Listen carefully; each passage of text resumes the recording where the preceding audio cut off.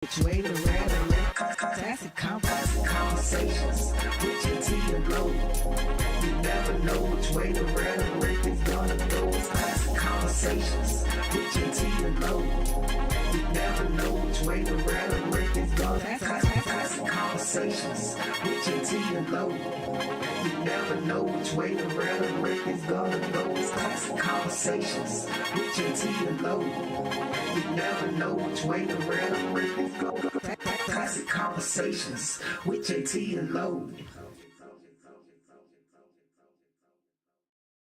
Classic conversations with Jae Tea and Lo. You never know which way the rap. Classic conversations with Jae Tea and Lo. You never know which way the rhetoric is gonna go. Classic conversations with Jae Tea and Lo. Classic conversations with Jae Tea and Lo. You never know which way the rhetoric is gonna go. Classic conversations with Jae Tea and Lo. You never know which way the rhetoric. Classic conversations with Jae Tea and Lo. You never know which way the rhetoric is gonna go. Classic conversations with Jae Tea and Lo. You never know which way the rhetoric is gonna go. Classic conversations with Jae Tea and Lo.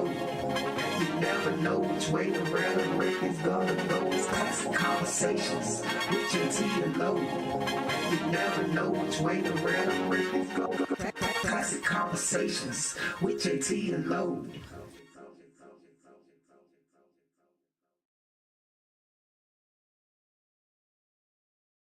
Classic conversations with Jae Tea and Lo. You never know which way to rap. Classic conversations with Jae Tea and Lo.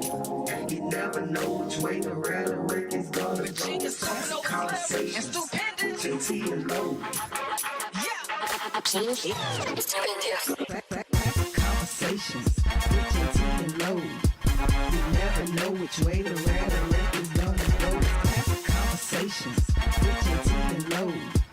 You never know which way the rhetoric. Classic conversations with Jae Tea and Lo. You never know which way the rhetoric is gonna go. Classic conversations with Jae Tea and Lo. You never know which way the rhetoric is gonna go. Classic conversations with Jae Tea and Lo. You never know which way the rhetoric is gonna go. Classic conversations with Jae Tea and Lo. You never know which way the rhetoric is gonna go. Classic conversations with Jae Tea and Lo.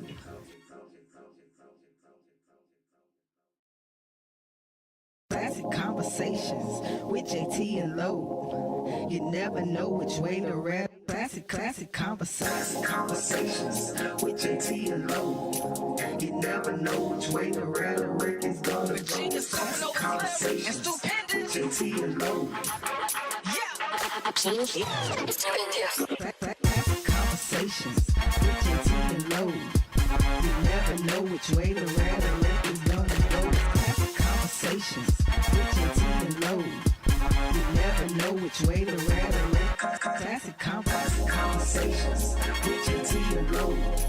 You never know which way the rhetoric is gonna go. Classic conversations with Jae Tea and Lo. You never know which way the rhetoric is gonna go. Classic conversations with Jae Tea and Lo. You never know which way the rhetoric is gonna go. Classic conversations with Jae Tea and Lo. You never know which way the rhetoric is gonna go. Classic conversations with Jae Tea and Lo.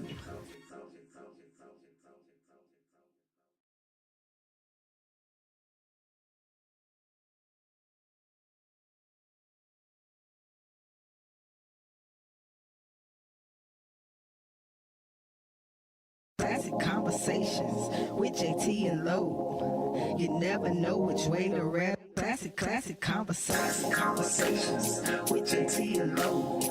You never know which way the rhetoric is gonna go. Classic conversations with Jae Tea and Lo. Classic conversations with Jae Tea and Lo. You never know which way the rhetoric is gonna go. Classic conversations with Jae Tea and Lo. You never know which way to rhetoric. Classic conversations with Jae Tea and Lo. You never know which way the rhetoric is gonna go. It's classic conversations with Jae Tea and Lo. You never know which way the rhetoric is gonna go. Classic conversations with Jae Tea and Lo. You never know which way the rhetoric is gonna go. It's classic conversations with Jae Tea and Lo. You never know which way the rhetoric is gonna go. Classic conversations with Jae Tea and Lo. Who did that track?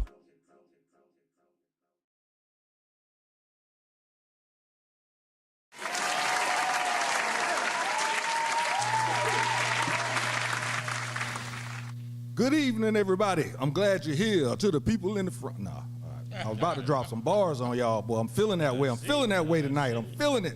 What's happening, people? Y'all know what time it is. It's 8:30ish, and it is time for Classic Konversations with Jae Tea and Lo. That's a cop. Yep, and listen, I want you guys to please be a part of this conversation. It's something that's going on in our community right now. Two things, actually. One of them seemed to have been pushed under the rug. We're going to bring it back up. 404-500-1605. As you can see, we got some special guests in the building. We're going to get to them, let them introduce themselves. All men tonight. How about that? That's been a while. Yeah, it's been a minute, hasn't it? Okay. Yeah, see, y'all later talking about the relationships. Y'all turn to a relationship. I'm going to call y'all out. Talking about turn to a relationship show. Yeah, women a couple times. Yeah, okay. Meal hour. Yeah, Right. Yeah, we got some more stuff coming, something like that, but we're going to flip it on you ladies the next time. Okay, we got something for you. It's going to be a little change up in the narrative of this thing, within men and women. But, we're going to get things going, man. Angelo, my guy, how was your week, bro? Hey, man. Good to be here as always, brother. Fairly productive week, I believe. Here at the club, and had Doodoo Brown here last week. We got a man Gerald Kelly this weekend, so looking forward to a nice night, man. I'm telling y'all on Sundays, man, come check out the Sunday brunch too. Sunday brunch had like 85 people here this past Sunday, man. Got to do that. You know what I mean? It was off the hook. The veterans love it, man. The veterans talking about on Veterans Day, they loving it. So yeah, man, that brunch is going crazy, man. The show is phenomenal, man. They had a young lady playing, and she was rocking this doggone violin like nobody's business, bro. I mean, it was amazing.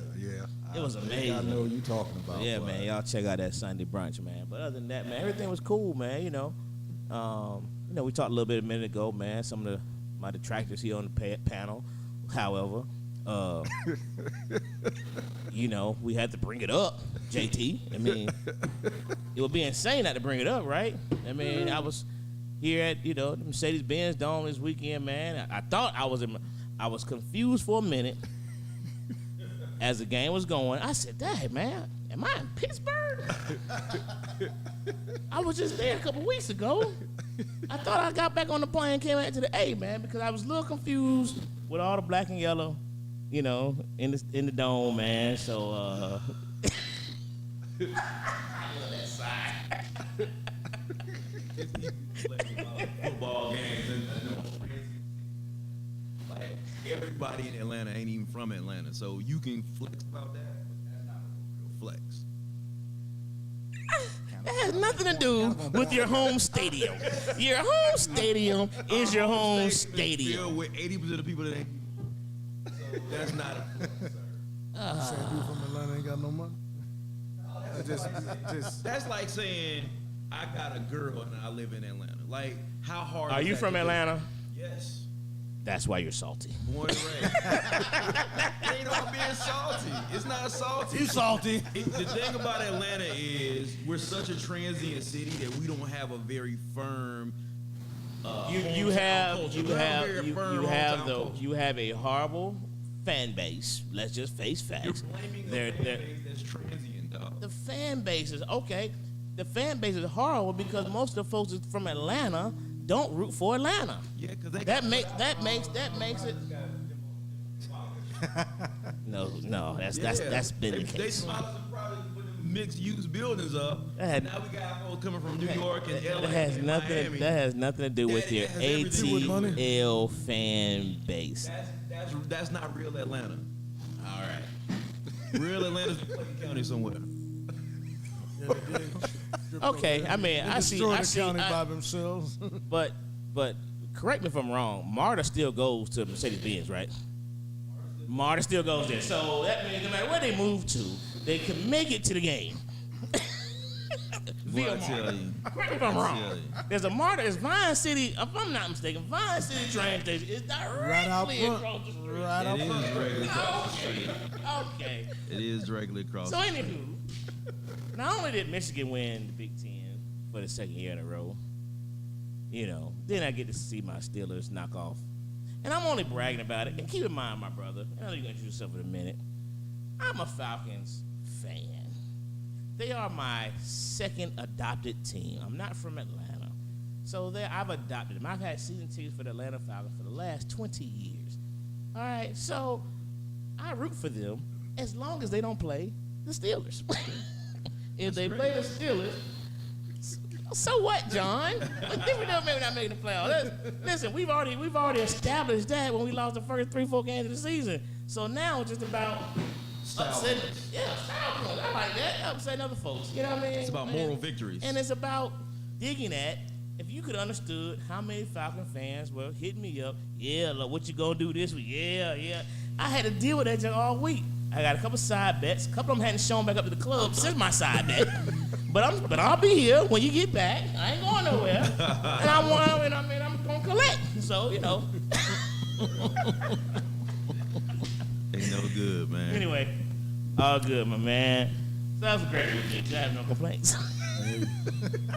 Every week. My girl's a Steelers fan, and I was not happy with him. Somebody, look at that. Look at that. That's why he's so salty. Now it's coming to light. And then she's from here, too. Don't even dance no Atlanta music. Just sit your ass down. Today, your ass from Pittsburgh. It's like, don't bounce to no shit that came from Atlanta. I love it. Hilarious. I love it. Oh, snap. What's up, brother? Let's go another ATL brother right there. You know what I mean? He just missed my joining up my Steelers beating the Falcons. What's up, brother? So, anywho, MJ. Yeah. Well, I had a good week. It turned bad today. I didn't know this because I always go to early vote. Always early vote. So, I go to the same polling place. So I go to early vote. Stood in the line for about 35 minutes. Get up there. And my vision you can't vote. You were listening to Jae Tea last week. Don't tell you. warned y'all last week about that. Yeah. Damn, JT, you could have called me. Hey, man, the I was so lines damn was mad, crazy. Then I had to go stand in another line, but I did vote. Say or not, you got my vote. They were crazy, bro. But I had to stand through two lines, but that's some shit they should have. You can on the early, They- on the early vote, you But go I've anywhere. always, for years I've early voted. So They didn't when I went to advertise the same it. polling place, and you got to go to your home. I didn't even. on voting day, you The got one to that's where I go to is actually closer to the one I have to go to. Makes no sense. But anyway, I got my vote. That kind of fucked my week up. I spent time driving back and forth, standing in line, and then I couldn't just go down easily. So I thought I need to speak to somebody else. So they told me the same thing. You pulled it. Yeah, I carrying my ass on.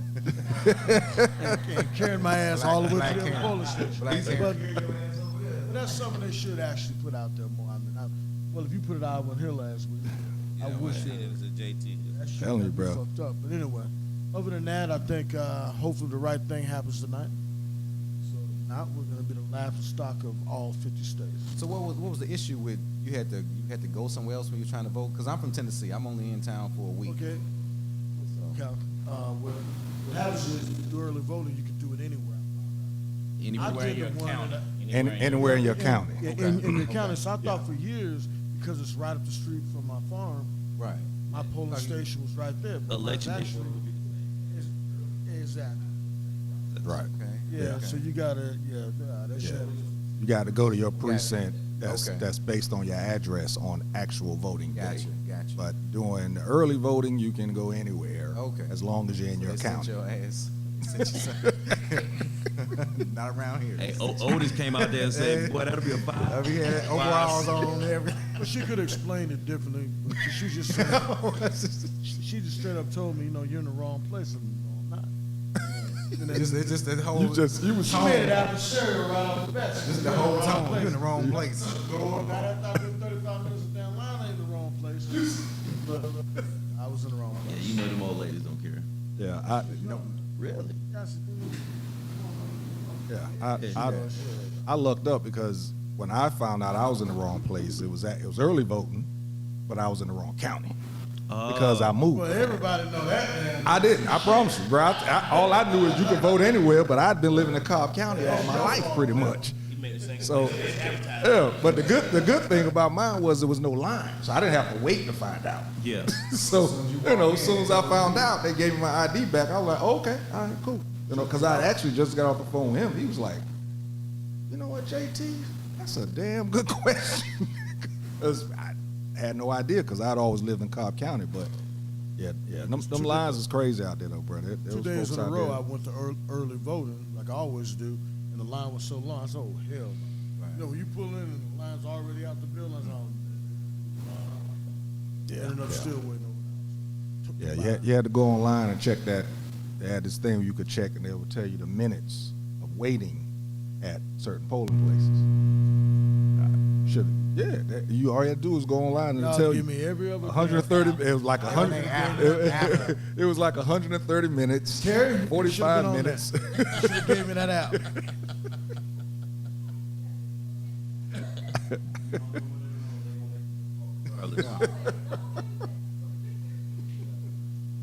But other than that, it was good. I had some good conversations in the line. But I will say this: I think on both parties, they're a little too aggressive. I don't know how the hell they get the cell phone number, but they call me. Who are you voting for? And early in the morning, they woke me up and said, "Are you voting?" I was like, Yeah. "Who the fuck is They this?" came to my house. Yeah, it came to my house today. We looked at the lady through the ring. Yeah, I looked at her through the ring. I want to say, well, Talk to her through the door. everybody Just looked at her. said, well, That's it. can I ask them personally? Yeah, they asked you who you gonna vote No. for, guys. Yeah, the guys who am I I'm telling voting you, for? they voted already. Yeah, and I said, and I fucked him up. I go, Herschel. Yeah. Herschel. Which I'm not. I did vote for Herschel. He's like, whoa. Wait a minute. Guy, cause I know you ain't. I fucked him. I said, no, man. I'm voting for Warnock, but you calling me, asking me all this shit on my personal phone, man. How'd you get it? Well, You didn't want when to he take said, that. when you tell me, that's fucked up.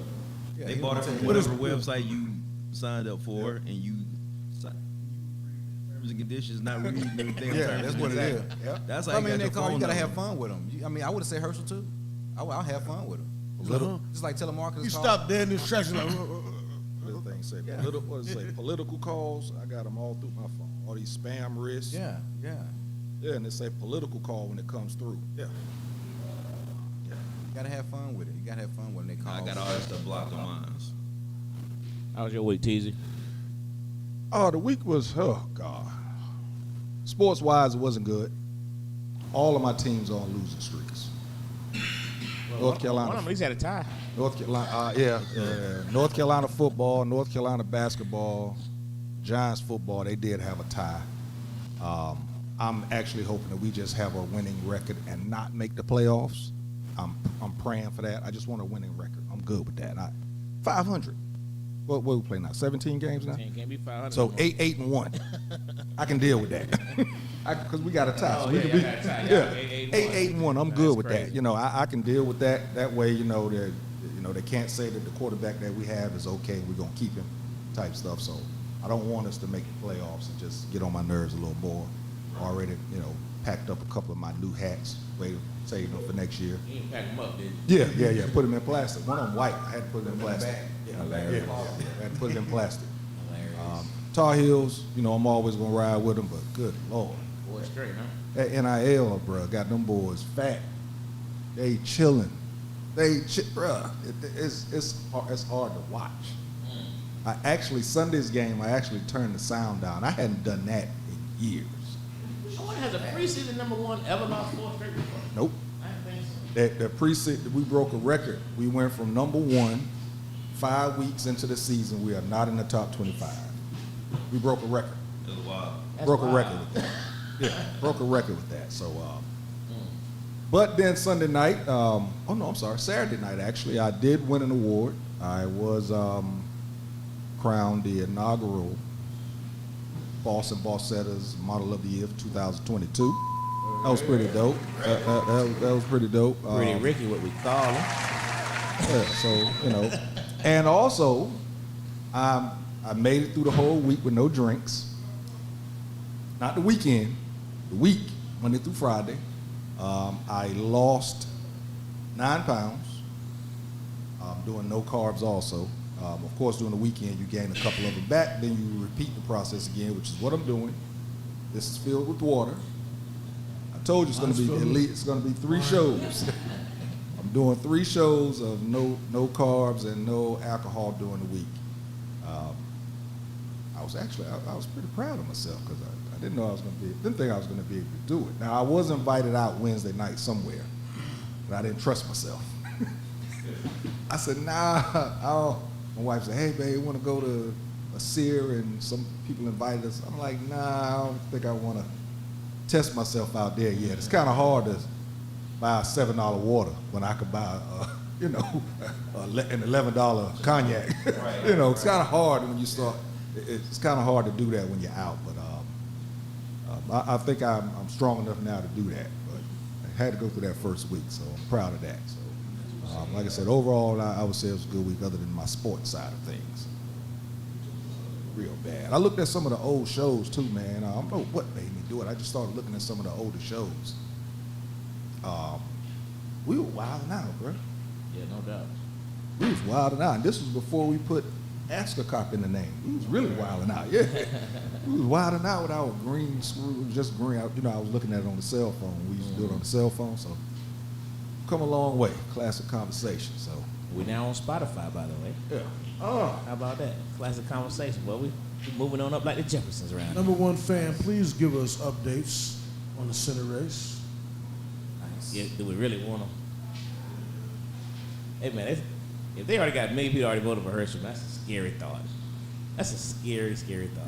Anyway. So as I said, we got some special guests in the building. I have my brother over here, my man, the distinguished gentleman. In the house, Male model, actor, activist, doing all types of stuff up there in Tennessee. Yeah. Boy, I ain't gonna talk about you no more. I ain't Steve Harvey. Go on, talk about yourself some more.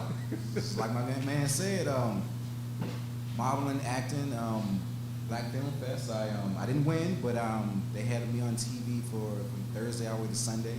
Black Film Fest. I was I don't know how many people they go into, but I came in like the top 10. So shout out to that. Got some. Shout out to Our Studio because it looks like I'll be doing some work with them. Can't go into much detail, but it's a full movie. Totally understand. And nervously excited about that shit, right? Congratulations.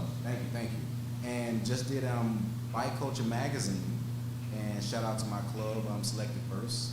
Here I went from Tennessee to here in Georgia, all the way down to Florida and Alabama. So the club is getting big. What else I do? Personal training, boxing, kickboxing. Been in it 25 years now. So it's never a dull moment. It's always some 24, 25 years, brother. I mean, how?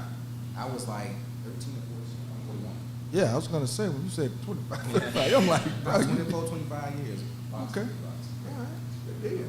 So it's hard hitting, man. It's hard hitting. Like I said, the brothers from Tennessee. Oh, I almost made an ass out myself. Yeah. Almost got me. But brothers from Tennessee wanted to come down and get on the show, and he's very, very, very, very opinionated. We had a classic conversation on the telephone. Yeah, the right show. Look, Get we me in trouble was one on time. the telephone just introducing ourselves, and I was gonna tell him this, that, the third, man. 45 minutes later, we were still going. So Yeah. I said, yeah, you gonna fit right in. You gonna fit right in. Young Falcons fan over there. Right. ATL up in here, bruh. There gotta be somebody who's representing the hometown. Somebody got to do it. Somebody gotta do it. I mean, it ain't fun, but somebody gotta do it. Understood. Go ahead and introduce yourself, brother. Yeah, no problem, man. My name is Desmond Hardy. Like I said before, raised here, grew up elementary, middle, high school, all that stuff. I now work for AWS, selling cloud services in the technology arena, but I also have been a mentor for Black boys for over the past 20 years, and then I also serve on the board of directors for a Black charter school in East Point called the Rock Schools. Okay. And over there on the outside table, got my man that's becoming a regular on the show, my man Mont. What's going on, brother? Hi, man, just chilling. Yeah. Is it you back, look, brother. hey, Mont is straight to the point. All right, man, just chilling. The rest of us talking about this, that, and the third. Mont said, all right, man, I'm just chilling. Oh well, I mean, I'm just chilling, man. You know, every Hey, day. look, hey, he for real. He just chilling. There's always one in the group like that. Hey, Mont just chilling. That's it. So, I don't really do much. I just go to work, go chill with the kids,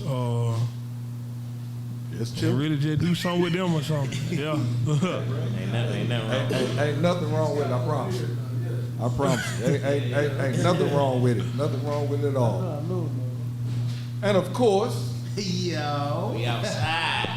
we outside. second week in a row with no hat or glasses. What is happening, bro? Sean is back in the building. We having a good time. I got new contact lenses.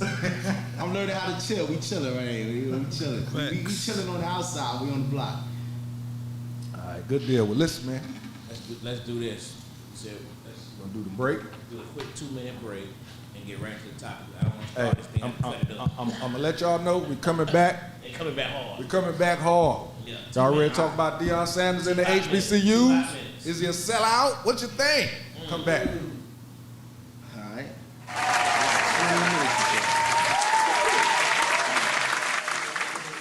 Oh, we got the Christmas joints.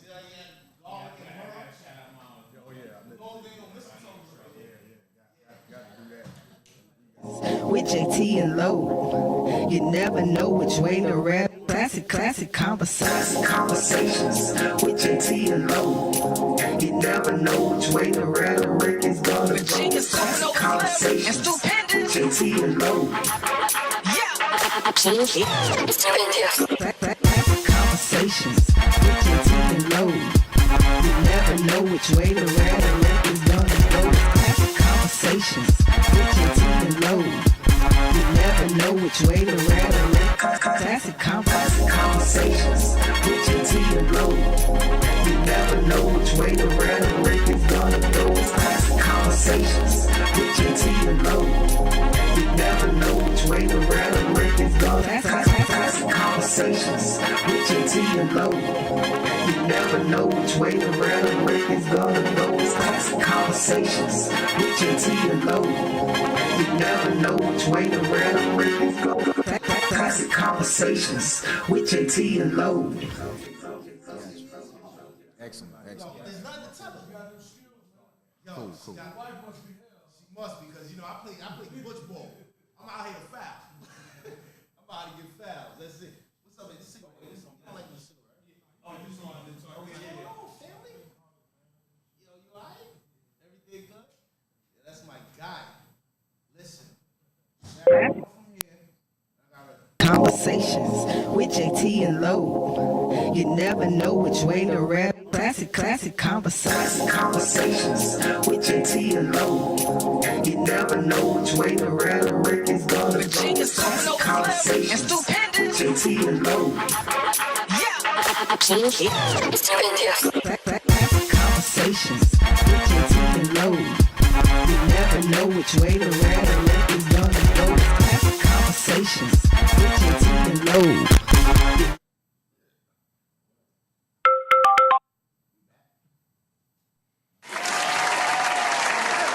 The mic was hot. Will said they were.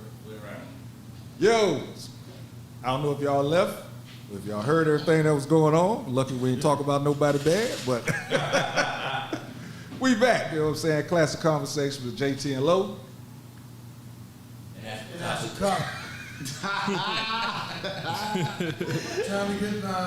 He's still frustrated from standing in line and didn't have to go stand in another line today. I totally understand. So listen, man, we're going to jump right on into this thing, This week, the hot topic has been our man Prime, Deion Sanders.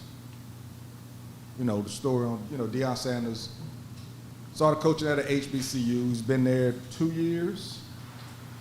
2 years? 3 years. 3 years. That's what I thought. 3 years, and took another job.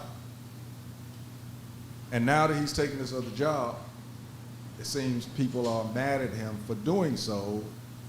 It seems as people are saying that he's a sellout. People are saying that he wasn't original when he got there. He was using them as a stepping stone. Just a whole lot of things. And, a lot of things that he has actually done for the community of Jackson. A lot of things that he's done, his presence has done basically for the HBCU football arena as a whole. He said that he was SWAC. So because of these things, do you think that Deion Sanders was supposed to stay longer? Did he owe it to the HBCU? Did he owe it to the black people of our community to stay longer? I think it's a bad faith argument that a lot of people are using to say that Deion was supposed to stay there, because I think a lot of the valid critique and criticism about him and about the way that he's leaving is being obscured because of the bad faith framing of the people who want everybody else to just shut up. You see what I'm saying? So I think it's like two main factions, right? So there's one faction that says it's not what he did, it's how he did it. And then there's another faction that's like, nigga, just shut up and be happy because another black person is moving up. And these other groups are saying, look, we understand what y'all saying right now. However, just like your mama used to say when you was a kid, it's not what you say, it's how you say it, right? So when Deion got to Jackson State, or even before that, to frame this, Deion has always wanted to be a big-time football coach, but he never wanted to be an assistant to get there. So he, like, them big-time programs, they wanted to recruit Deion to be their recruiting coordinator, because they know that he is better than anybody at sitting in a living room and talking to these black boys and impressing their mamas to get them to go to any school that he can charm them into doing. Right now, everybody knows his mom and his daddy and his fans. Deion never wanted to do that because Deion never wanted to play second fiddle to anybody. That's fine and that's great. But the thing that kept Deion from getting a head coaching job were two main things. He never had any head coaching experience at the collegiate level, and then number two, he never had a college degree. So what did he do? First thing he did is he went and got his degree, not from Florida State where he played at, but he went and got his degree from Talladega College, an HBCU. Once he got that degree, he could then be up for the Jackson State job. Now, when he got the Jackson State job, nobody else was checking for Coach Prime.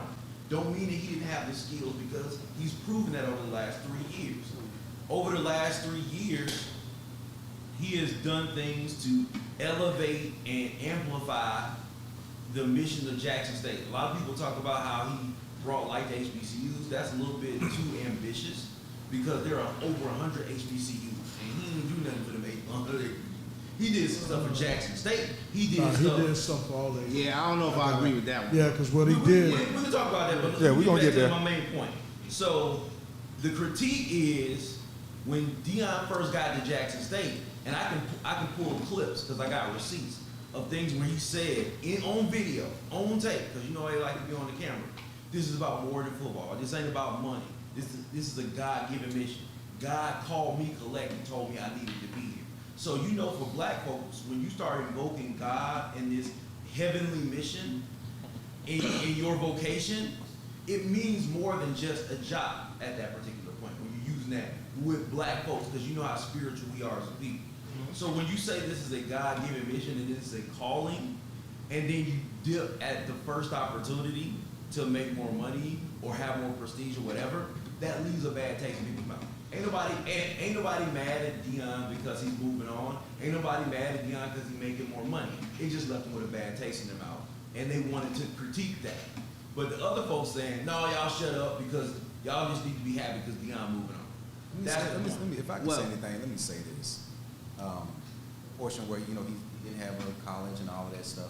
And who was the brother that's in basketball that he got put out for a little bit as a coach because he had relations with, Talking about Ime Udoka? Yeah. Right. Now, he and he's replacing somebody else right now. Is what they're talking about. He's about to replace somebody else from his other team. No, they talked about him nixed replacing it. Steve Nash, but that didn't go through. Okay, Yeah, because they fell that through. particular guy, he didn't have the credentials to be a head coach.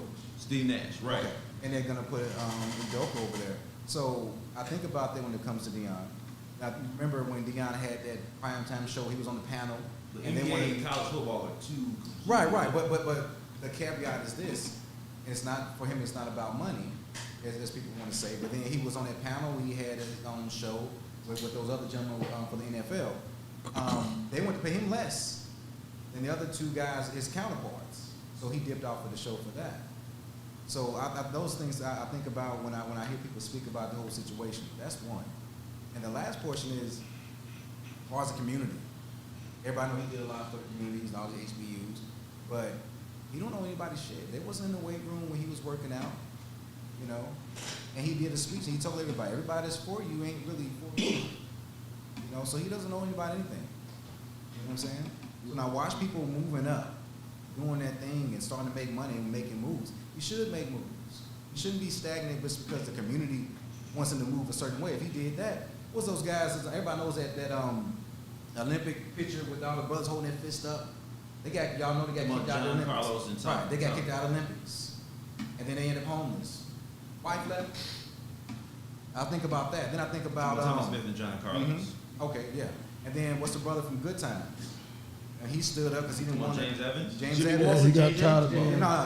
James Evans. John Amos. John Amos is the actor. So nobody had his James back, Evans. and he got kicked off because he spoke up for the crap that was going on. What Right. a treatment like a big So, relative. right. So, so when I look at all that stuff and people are like, oh, you know, you shouldn't do that because you know how he left. Well, I'm not one to. I don't give a damn what people think, or how people make you feel. It is what he did was the right way. Who's to say? You know what I'm saying? You know, I don't want to hear anybody about being tone police because I don't like how he did. He could have. Not what you said is how you said it. Was he right? You know what I'm saying? I'm trying to figure out what would have been the right way. I think it depends on the Deion. person. I think one, back when you said about the Boston Celtics coach, he come to Brooklyn, he gonna be in more trouble because we got better looking assistants in Brooklyn. Second of all, Deion, if you actually sit down and listen to the 60-minute interview, he said that I would be a fool not to take another, not to even look and to take another job. And number three, I got about 3, 4, 5. So number three, Deion Sanders is making $300,000 a year. He gave back half of his salary just so that this whole coaching staff that's coming with him to Colorado can get paid some more money. But I knew he was going to leave. You ever saw the interview when he had to bathe inside of the pool? He can't eat. How you going to do that, man? So now you really sit down and think about what he did for HBCUs. He did a lot. Nobody was watching them games. Every school that Jackson played, right? And they was watching them games on ESPN. Them kids from them other schools that was playing against Jackson got a look. And that's because of Deion. What? Every school. So you changed your position? Yeah, because I'm telling you what happened. Okay. I'm gonna tell And you I was like, hold on, I'm confused. I'm I'ma tell you what like, happened. you were going off the other day. That no NFL scouts came to any of those pro days. It's all right, but I They didn't ain't. get no looks. I changed my whole position because I had to sit No, down. no. Can't go Well, I out say there. this. They got Send me a looks. text message. Yeah. I'm not. Wait. Yeah, I'm not saying. Yeah, I'm not saying that he wasn't upset, but we talked about this about 2 years ago. There were more black college games on the family of the ESPN networks than there's ever been, and it wasn't because they felt good about or they felt bad about HBCUs. It was because Deion Sanders was there. That's not objective. Yeah, listen, why HBS, We had somebody I'm that's gonna tell you why. HBCUs, right? How many people here? Why they still went to listen? HBCU? How many people here went to HBCU? Okay. I jumped out of there. I was there for a second, and I said, I'm gonna go to this white school. I was gonna get a scholarship. I was supposed to go to Virginia Union, and I was like, You didn't nah. go. All right. I said, I'm up out of here. You good, I feel you. Okay. They got roaches. I ain't gonna leave the roaches. I'm a graduate of Alabama A&M University. I graduated in 2002. That was 20 years ago. And it still look the same. My senior, no, they got more facilities now. My senior year of college, we played 3 or 4 nationally televised football games. Now, for people who are uninitiated about HBCUs, you come in and think because of the groundswell of media coverage that Coach Prime courted, it is synonymous with the amount of media coverages that HBCU football programs have gotten all the time, and that's not true. Because if you really want to be real about it, up until the late 70s, early 80s, all of the talent from major football came from HBCUs, whether it was Jerry Rice or Walter Payton or Two-Tone Jones or We're Michael not Strahan. doubting that. They came from HBCUs. It wasn't until the 80s when these PWIs looked and said, man, if we want to compete, we got to get these brothers. We can't be so racist that we miss out on the best talent. And that's how we lost so much of our talent. When Deion came to Jackson State, he preached a message that, hey, we can build up our own facilities and football programs to where we can compete against the Alabamas and the Clemsons and the UGAs. And people believed in that message. So why can't they keep believing it now that he's gone? Why- Just because he left, you trying to say now if he's Well, I'll not say there, this, it can't too. be done? And he put somebody. There was nobody else. But Deion There was left. nobody else preaching that type of a Marcus Garvey type of a rhetoric other than Deion. But So- if Deion Well, I'll was a say true this. leader, he left I'll say this. somebody in place to keep that going. Who do you Well, see, That I'll I say don't know this. of yet. I I'll don't say think they this even with a lot talked of about people. hiring anybody yet. have They did. They did. You know what a lot of Go ahead. people are doing, they're forgetting that coaching is a business. And people didn't really follow Deion. Hold up, I've always been a fan of hold Deion. up real quick. He coached in high school. Warnock is up 21,000. Okay. Okay. Deion coached his son in high school and had a very good high school record. I can't call it You out. know what? You know the He was background. he was of the that OC, he was But he was yeah, the he had OC of issues his with own it. school. He had some issues with it. But that's Just anywhere. like, just like Bishop. That's anywhere. That's just like that was the like the I'll let Everest you talk, College. let me finish, High brother. school. My bad. Go ahead. Yeah. But what ended up happening is he decided when he came in, if you know primetime, he's good at whatever he does. He goes with gusto. He played pro football, pro baseball at a high level. And what he did in college when he got there, I think that's one thing when he whispered in that number one kid in the nation, hey, I'm only going to be here for 2 years. And you can come with me. And I think he used it as a stepping stone. And I kind of, it goes back to what we always say here. When it's somebody black, we hold them to a higher standard. Yes. But if you look at the Notre Dame coach Kelly, when he left, Correct. you look at especially the Oklahoma coach, Yeah. he didn't even tell his players. He got on a plane and left. Never met with his players. Deion sat down with his players. He also put it on TV. So yeah, this is yeah. true. You got it on. Correct. Exactly. And I watched it. And what I'm saying is he's real smart because people aren't looking at dollars and cents. And Deion wants a national championship. He's going to Colorado. Colorado will have him for exactly 3 years because they're getting ready to expand the playoffs to 12. He'll be able to get in on the backside. Guaranteed he'll make a small bowl his first year because of the portal. He's going to get some of the best of the best. He's already got at least 4 or 5 stars who are already planning to go to Jackson State, which ultimately going to be up in Colorado State. He's going to be good quick. What I say to this, I'm more pro Deion because I think he's and you really can't talk about his credentials because he's coaching in the HBCU. And I think it's going to be, no, what I'm saying is his first coaching gig, he out-talented everybody he played. It's just like when Grambling, Eddie Robinson at Grambling. He spanked everybody's ass. The only reason why Grambling didn't have a Still don't know couple. what kind of coach he is. No, because No, real talk. no, can I tell you You about make dollars? it. I thought Yeah, about that's the dollars. point you're making. Yeah, Yeah. because the issue with Robinson for those years was when Grambling would play Southern in the Bayou Classic. If any one of those Grambling teams would have went into the Division II playoffs, when they used to have playoffs, Division II playoffs, they would have won it. But Southern and Grambling both get a large part of their athletic budget from the Bayou Classic. If you're from Louisiana, everybody goes, it's the biggest game, probably, It's not the biggest class.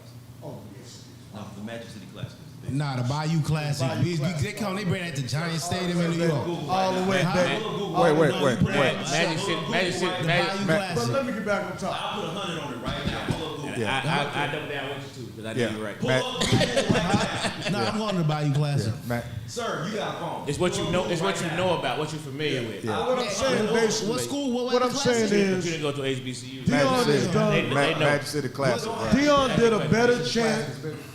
Magic City Classic is the biggest classic in all of America. I still like the Bayou Classic. Dion did a better job, I think, than any of the white coaches that have jumped ship. You know, look at Myers. Nobody crucified, and he went. Urban Meyer. Yeah, Urban Meyer just jumped from team to team to team, and he's fucking with co-eds and still probably get a job next year. But only people crucifying Dion is black Let me say people. this. Hold on. Let me say this. Let me say this. I was waiting to say it. Ain't nobody crucifying white people. White people don't care nothing about it. We the only ones that get mad because a black person trying to do better. Hold on, let me say. I want to interject this.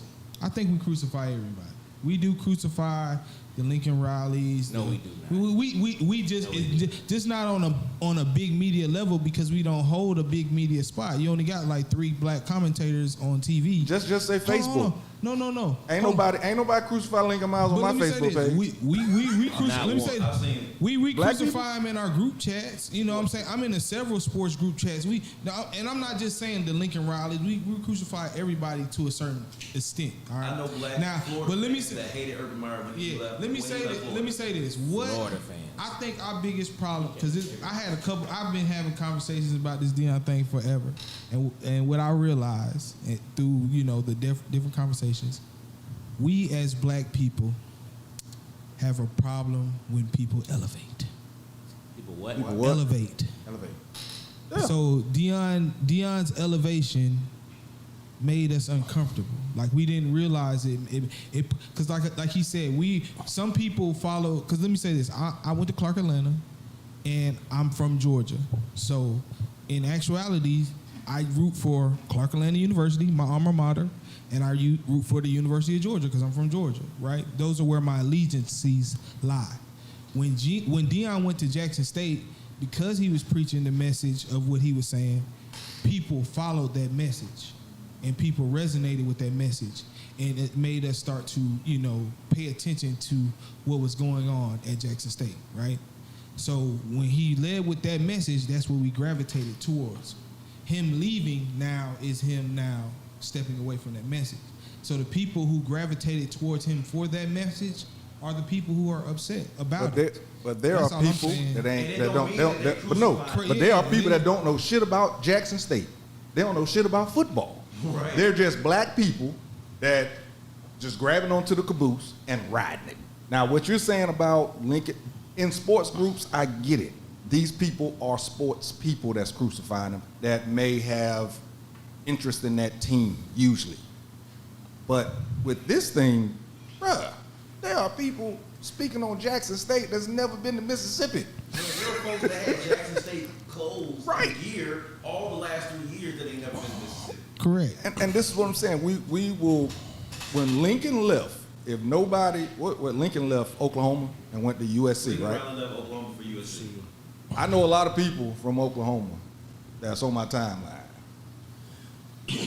But they don't know nothing about sports that much, so they didn't say nothing. Now in the sports groups, I'm sure they did. But right now, there are more people talking about Deion Sanders than there are talking about Raphael Warnock. Well, but let me say this. And that's a sad state. So let me say this. So okay, and this is where the argument was with me and my friend. He's saying, because this is what I was saying. We look at it from the standpoint of the kids that he talked to going to Jackson State and getting them to go to Jackson State. But we don't know the conversations he was having. Like Right. y'all saying, he could have been having the conversation saying, hey, I'm going to be there 2 years. I'm taking you with me. You know what I'm saying? Hold on, maybe let's just say he was having that conversation with the recruits, right? Right? So then when he does it, they're not surprised. So they may not hold a grudge as if we might hold a grudge because we're on the outside looking in. We don't know what the conversation was. Can I tell you So- something? hold Who on. played football at that level? No coach who ever recruited me at the high school and collegiate level ever told me I'm only going to be here for a year or two. Yeah. Nobody ever But said if- what their plans were for a year or two. They would never say that. Yeah. Never say that. I had But if three college coaches in 3 years. Yeah. But if- and the if- same coach came in there and he preached family and family and family and family. So- Georgia Tech called. I'm out of here. I'm gone. I'm gone. Yeah. There's no coach who will sit in somebody's living room and say, I'm going to be here for a year, maybe two. They'll never do that. Dude was out there. Go ahead, man. Go ahead, Mike. I don't really have no, cause I don't know him. I don't really have no personal feeling about it. I think everybody who cool with it only cool with it because who Deion Sanders is. To me, it's some bullshit all around. If he in somebody's living room telling them that he finna leave, that's some bullshit. And I say it's only bullshit because of what he spoke. It's almost like the preacher when you go to church and the preacher talking to you, he got this slick talk and he just letting you know everything gonna be okay. And you going through whatever you going through, and then when you leave out that church, you see him out committing all these sins. So that's how I kind of look at it when Deion, not that he committed a sin, but just the way that he speaks so playalistic. But his actions are different. Everybody, and exactly. That's why he's able to get away. That's why he's able to get away with what he's getting away with right now. So people saying he did something for HBCU, he did nothing. He did something for Jackson State. When those games was on ESPN, it was Jackson State on ESPN because of Deion Sanders. They didn't have Grambling versus Southern on ESPN. They didn't have Southern Alabama Grambling always on A&M. there. Excuse me. They're always on that Southern. Huh? Southern game is always. What I'm saying is the norm. Yeah, the norm, right. The norm. Yeah. But people acting like Deion came and just changed everything with HBCUs, and he didn't. Deion brought a light to Jackson State, all because of Deion Sanders and him recruiting the #1 overall recruit in the nation. So that gave Jackson State the light. That didn't give everybody else the light.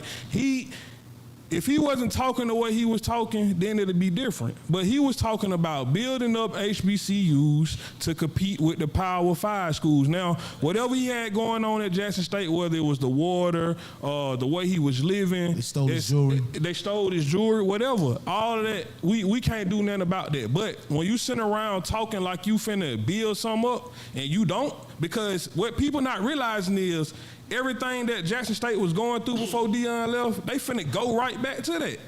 Yep. Only reason they was where they at because of his relationships.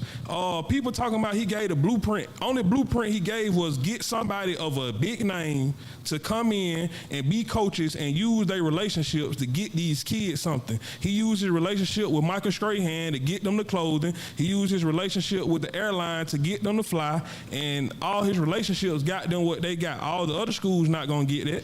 Right. And HBCU, everything that they showed before he got there is gonna be right back the way it was. So he didn't do nothing actually, but build himself up, build his son up, and they took off with it. All right. Well, I think. Oh, wait, hold on. We're gonna go to a break. When we come back, we're gonna talk about that. You know, exactly what you was just saying, because that's one of the first things that I said after it happened. Is what happens now. Right. After he's gone, what happens now? He's a LeBron Will Stephen A. Smith still be going and wearing the jackets? No. Will the NBA be having HBCU weeks? Will this stuff keep going? So we'll be right back. There's about 4 minutes. And the thing is, we can't see it.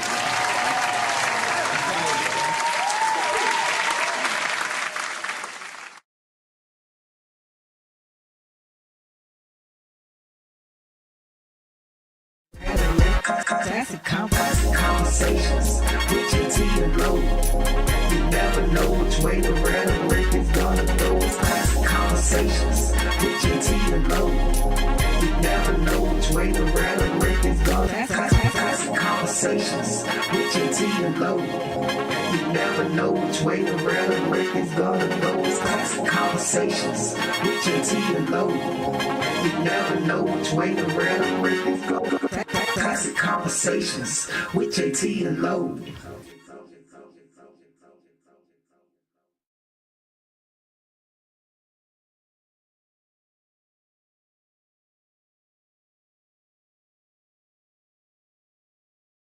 Classic Konversations with Jae Tea and Lo. You never know which way to read. Classic Konversations with Jae Tea and Lo. You never know which way the rhetoric is gonna go. Classic Konversations Jae Tea and Lo. Conversations with Jae Tea and Lo. You never know which way the rhetoric is gonna go. Conversations with Jae Tea and Lo. You never know which way the rhetoric. Classic conversations with Jae Tea and Lo. You never know which way the rhetoric is gonna go. Classic conversations with Jae Tea and Lo. You never know which way the rhetoric is gonna. Classic conversations with Jae Tea and Lo. You never know which way the rhetoric is gonna go. It's classic conversations with Jae Tea and Lo. You never know which way the rhetoric is gonna go. Classic conversations with Jae Tea and Lo.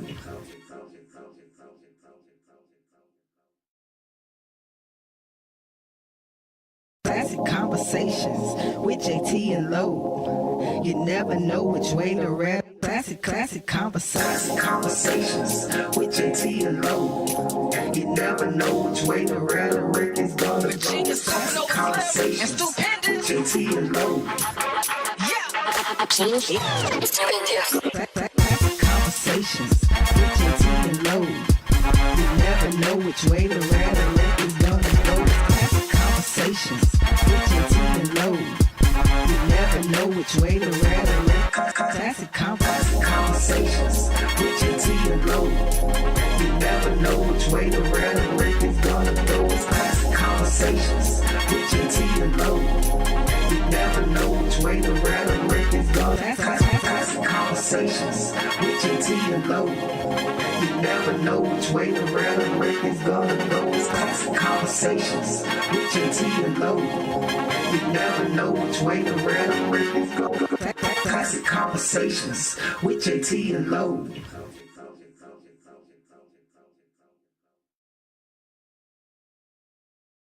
Classic conversations with Jae Tea and Lo. You never know which way the rap. Classic conversations with Jae Tea and Lo. You never know which way the rhetoric is gonna go. Classic conversations with Jae Tea and Lo. Classic conversations with Jae Tea and Lo. You never know which way the rhetoric is gonna go. Classic conversations with Jae Tea and Lo. You never know which way the rhetoric. Classic conversations with Jae Tea and Lo. You never know which way the rhetoric is gonna go. Classic conversations with Jae Tea and Lo. You never know which way the rhetoric is gonna. Classic conversations with Jae Tea and Lo. You never know which way the rhetoric is gonna go. Classic conversations with Jae Tea and Lo. You never know which way the rhetoric is gonna. Classic conversations with Jae Tea and Lo.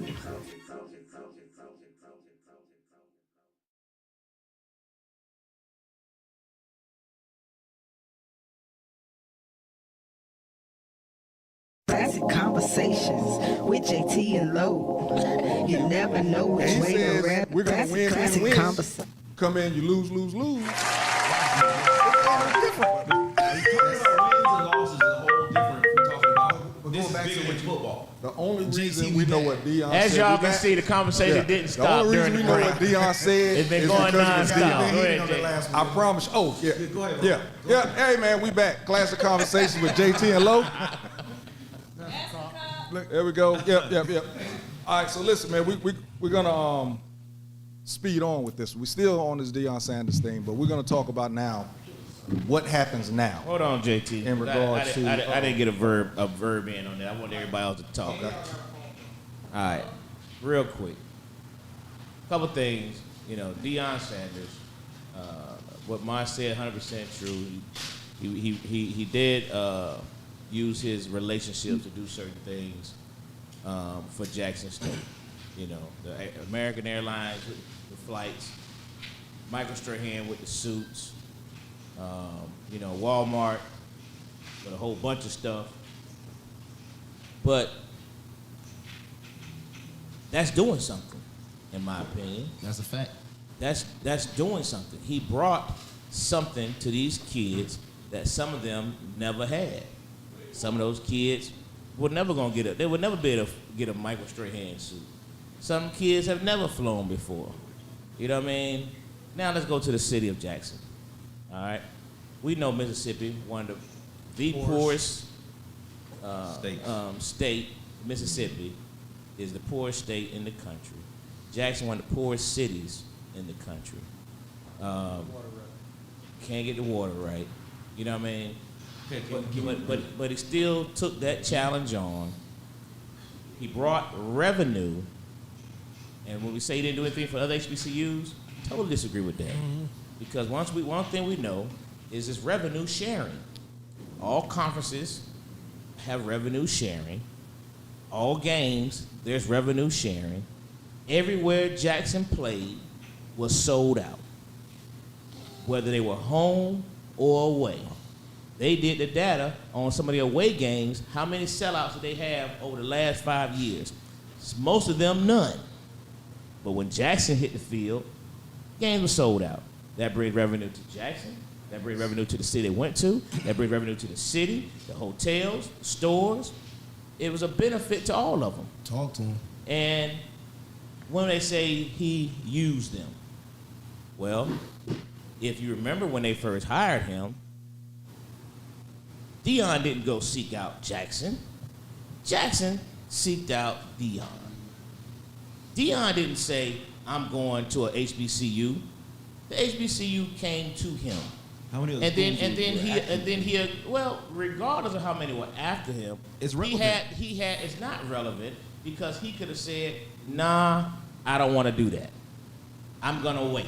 What other opportunities were there? It doesn't matter. That's why it's relevant. You know, it's not relevant because I don't know. I don't count. I make it happen.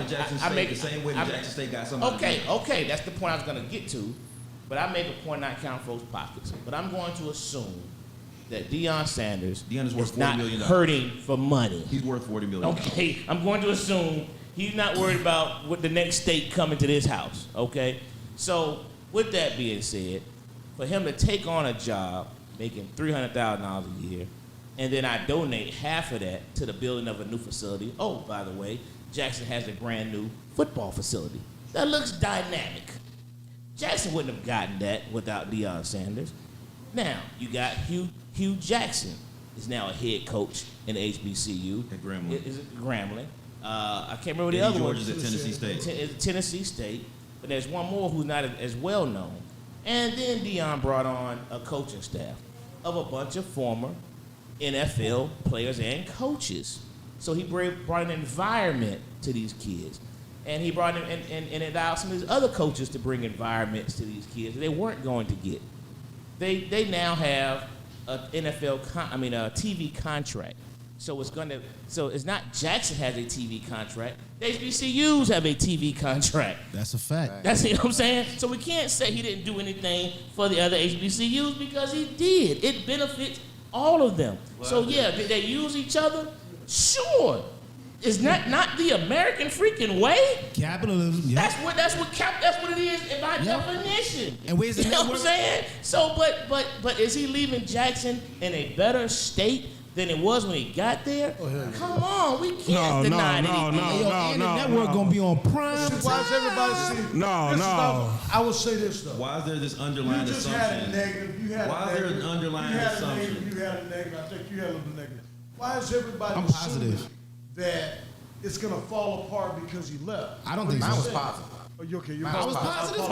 Well, you can assume because of previous history. I think if Deion elevated it, it's something. What did he somebody elevate? else to pick up the torch and carry it. Well, they can't pick up the torch. They don't have the relationships that Deion. See, everything had a that we. facility, you just had to- Well, you That's talking what I about was you saying. talking about a facility. When I went to Frederick Douglass High School, we had grass. Now we got turf. We got our name in it, everything, and our school is worse than it ever was. See, we all looking at the image. oh, we got this facility now, we got this and that, but we don't have that recruit to get these players in here to keep these lights on, to do this and to do that. Deion left Jackson State will make it worse than it was, because now a lot of people that he was speaking about going to HBCUs, and some of these players that were coming are going back to these D1s. He was talking about leaving those D1s and coming to these HBCUs. They not doing that.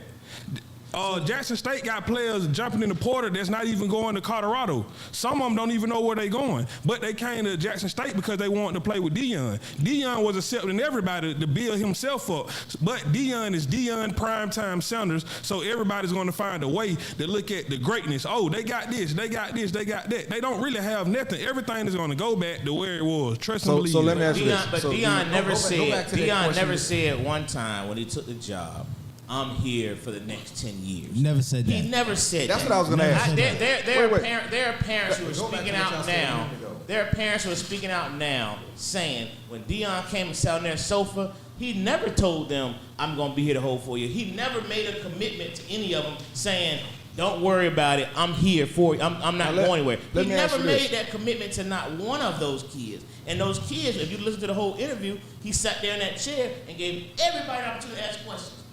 Everybody had an opportunity to say whatever you had to say. You know what I mean? There was no negative. There was a bunch of thank yous. That's a and fact. then he's trying to say about what he's going to do for the future. Well, the goal is to leave some of the coaches. He's not taking all the coaching staff. He's trying to get the president to say, hire this guy. Now, if you hire this guy, one of my guys, That's right. I'm going to still see about one of my guys. Now, what if Deion puts out, after, they make those college schedules out in advance. You don't think in the next 2-3 years he's gonna figure out a way to play Colorado, play Jackson University? That's a fact. Or something, you know what I mean? He's not gonna. How do we know he's gonna just leave them? But now sometimes it's up to the organization, the corporate structure. You talk about like Freddie Douglass. They got the turf now. That's great. But what about the structure? The structure sometimes is the problem. It's not necessarily Freddie Douglass. That's a building. You know what I'm saying? It's who's operating it. What do you allow? What do you tolerate? Who do you bring in? How do you handle certain situations? That's what makes the schools bad. It's not the school. The school is nothing but a building. It's And not all one of those individual. schools, we It's got about what you're doing within it, Right. that structure. Now, so it's gonna be up to the head coach, that president. How do they capitalize on what Deion created? How do you still? And I doubt very seriously he's just gonna let them guys, his own man, if he gets a job. Now, if you don't hire my guy, that might be different. You know what I mean? I'm giving you my guy because I'm gonna look out for my guy. If you bring in somebody else who's astray, maybe not. But See, so the issue is too. The thing is with this, right? HBCUs was never created for sports, right? So that wasn't the main thing for HBCUs. The problem with HBCUs, and no offense to nobody else, is the way they run it. They run it like a non-for-profit organization. Nobody that's a real big football player is saying, "I'm running to HBCU to play football." You're not. Well, here's the reality. I'm gonna stop talking for a minute. But listen, there is 190,000 HBCU students. There's 1.6 million PWI students. So the notion that if anybody believed when Deion said we're gonna get them on level playing ground, It's impossible. it's impossible. You got 3,000 enrollment It's in the school. impossible. It's impossible. If you believe that, come on, man. I got an island in Africa. I got to tell you right now. You're not gonna switch 1.6 million versus 190,000. Now, if you look at those 190, look at all the HBCU graduates. You said a minute ago about the Colorado Coast president said we don't have the money yet. He's not worried about that money because he knows I'm gonna have his boosters for this big university. Let's look at our HBCUs. How many give back? How many of them give back? And there's a stat out there I read the other day. They said less than 20% of the HBCU graduates give back to their school. Less than 20%. That's crazy. But we're worried. But we weren't. You want to know where your structure's at? That's where it's at. Nobody give back. That's where it's at. It's the structure. I think These PWIs have boosters giving up millions and millions. They know they're gonna get this money. Yeah. You know And what I mean? another thing, too. And the building is just a building. It's that How can- internal structure. How can we point to the racial wealth gap as evidence of decades and centuries of systemic oppression, and at the same time point to the disparities in black HBCU graduates giving back to their universities and use that as examples of why PWIs are better. Like there's this inherent. No, nobody said it was That's not what I'm better. saying. Nobody That's said not what it I'm was saying. better. Go ahead. I think that's an excuse. That's an excuse. We're coming to you, caller. We're coming to you. There's an inherent undercurrent of inferiority in this conversation when we're talking about the difference between an HBCU and a PWI, as if HBCUs just naturally got that same way, the same way that PWIs got that way. There are a dozen HBCUs that are suing their state governments because they never got the same funding that these big white Right, the schools only one got. Howard gets it, Hampton gets it. No, they don't They're the get only it. ones that They get it. don't get the same same amount. I looked it up, but they get funded. Stadium. Bro, we're talking about stuff y'all dabble in. I lived in this world playing like this. I'm gonna write this down for you. Not only did I get recruited by schools like Georgia Tech in high school and Alabama in high school, but I also got recruited by schools like the Citadel and Alabama A&M and Alabama State. And it's just like Shannon would say, it wasn't my first choice because I didn't know any better. It's the same thing. It wasn't my first choice because I didn't know any better. However, I do know better now. And if I had the opportunity to do it all over again, I would, and I'm gonna tell you why. Now you go to Georgia Tech. Bruh, let me tell you something. You would. Being in an environment. You would go to Georgia Tech. Bruh, one of my best friends and teammates made it to the league. So making it to the league wouldn't have been hindered whether I played at A&M or Georgia Tech. Nah, it's an anomaly. Wait, No, hold it's on. not, bro. Wait, hold up. Because you acting like you got all the facts, and I got the experiential and the data to back it up.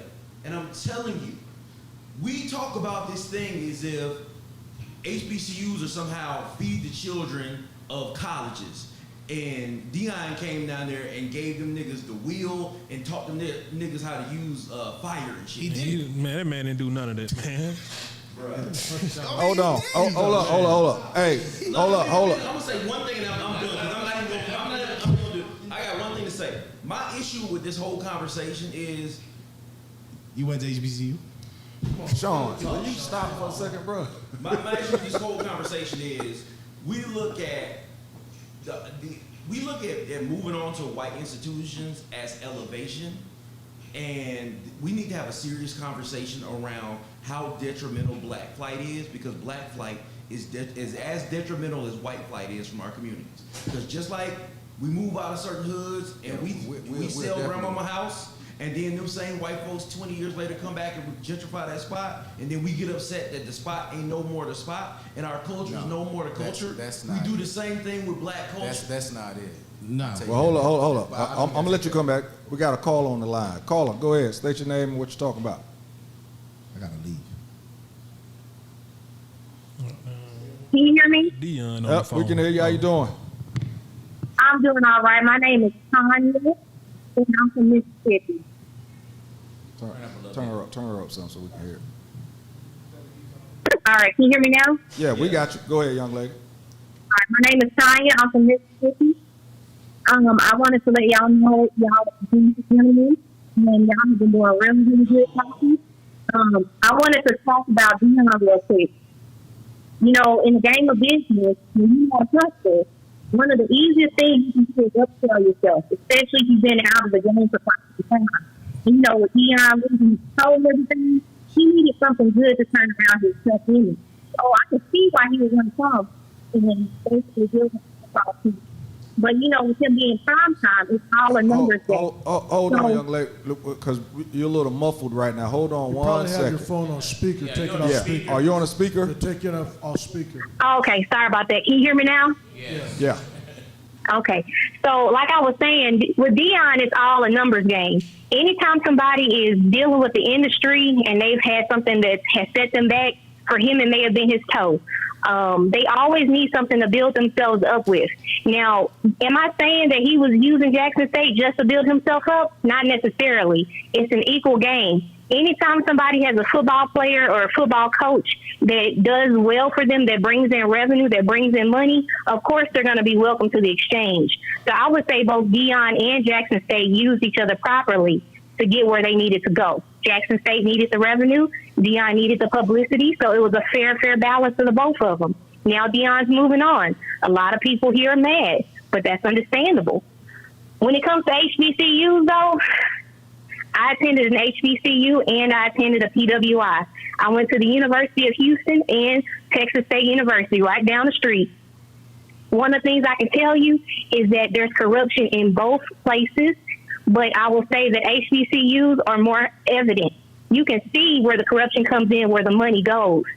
Donors do donate to these organizations, and they do donate to these schools, but you're going to see them necessarily in the, what they call them, the fraternities and sororities. You have a lot of Qs, you have a lot of alphas, you have a lot of AKAs. They're going to give back to their communities because that's what's required of them. And they do give back to the schools. But if you go to different schools and you see where the corruption is, that guy that went to Howard University and scammed people out of their student loan stuff, that happens all the time at PWIs and HBCUs. So I do agree with the person that said that it's good for Dion to have did what he did. I think his name is Ahalu. Man, you are on point. I really, really like how you did it, and you fine as hell. I just had to say that.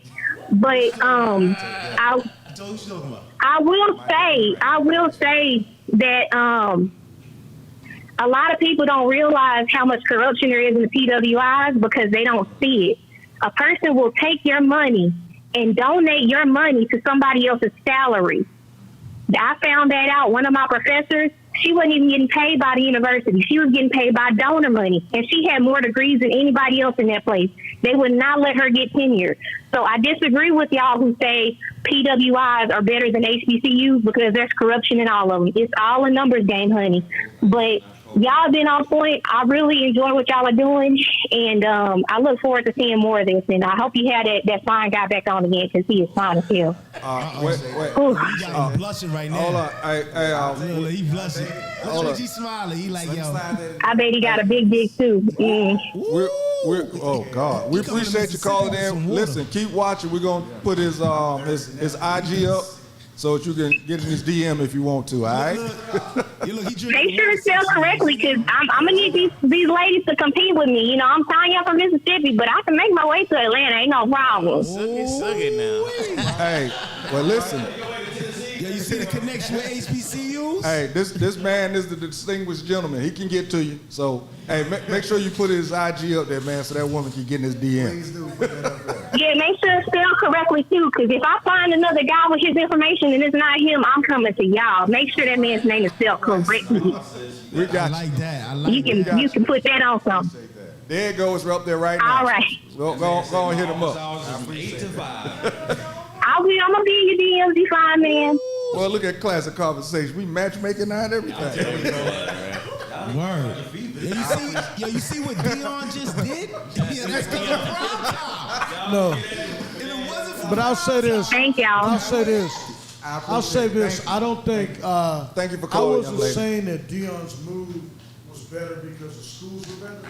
I was saying that Colorado gives him an opportunity To achieve win a his national ultimate championship. goal. Yeah, so HBCU could not possibly give him that opportunity. Yeah. What would have happened is he would have kept on building up, and he would have he probably would have played some obscure D1 school and beat him, or had a close game. And what was that going to do? Ultimately, he had a good shot. They wanted him at Florida State. He didn't make that move because he knew at Florida State They would wanted him have to had be the pressure. recruiting coordinator. Yeah, they wasn't gonna let him be the head coach. Yeah, but in Central Florida was going to make him be the head coach. But he knew doing that there was going to be pressure. He made a business decision. Everything he's done from high school, Right. he picked Jackson State for his son to go there. He was somewhere where he knew his son. Actually, He son didn't was pick. at South Carolina, and then he- One was at South Carolina. The quarterback side was South Florida. Right, and then he made him flip to come there with him. He didn't make him do anything. But go They ahead. did. They want to be, no, they want to be. Yeah, they just made that decision on their own. Yeah, because their dad. Play with them dads. Some people love their dads. I mean, I talk about it all the time on the show. A lot of guys love their dads. They want full scholarship. Bro. Yeah. They Well, get it. the thing is, he what's his name? Shadur. Shadur. He played for Dion in high school, and Dion wasn't the head coach. He was the offensive coordinator. So he knew that he was going to be. What was the name of high school, though? What was the name of high school? I mean, it doesn't matter. He What was played. the name He of the played. high He school, played. sir? I'm saying he played What for was his. the name of the What does high that have to school? do with anything? He played for his Nah, they still dad. good He athletes.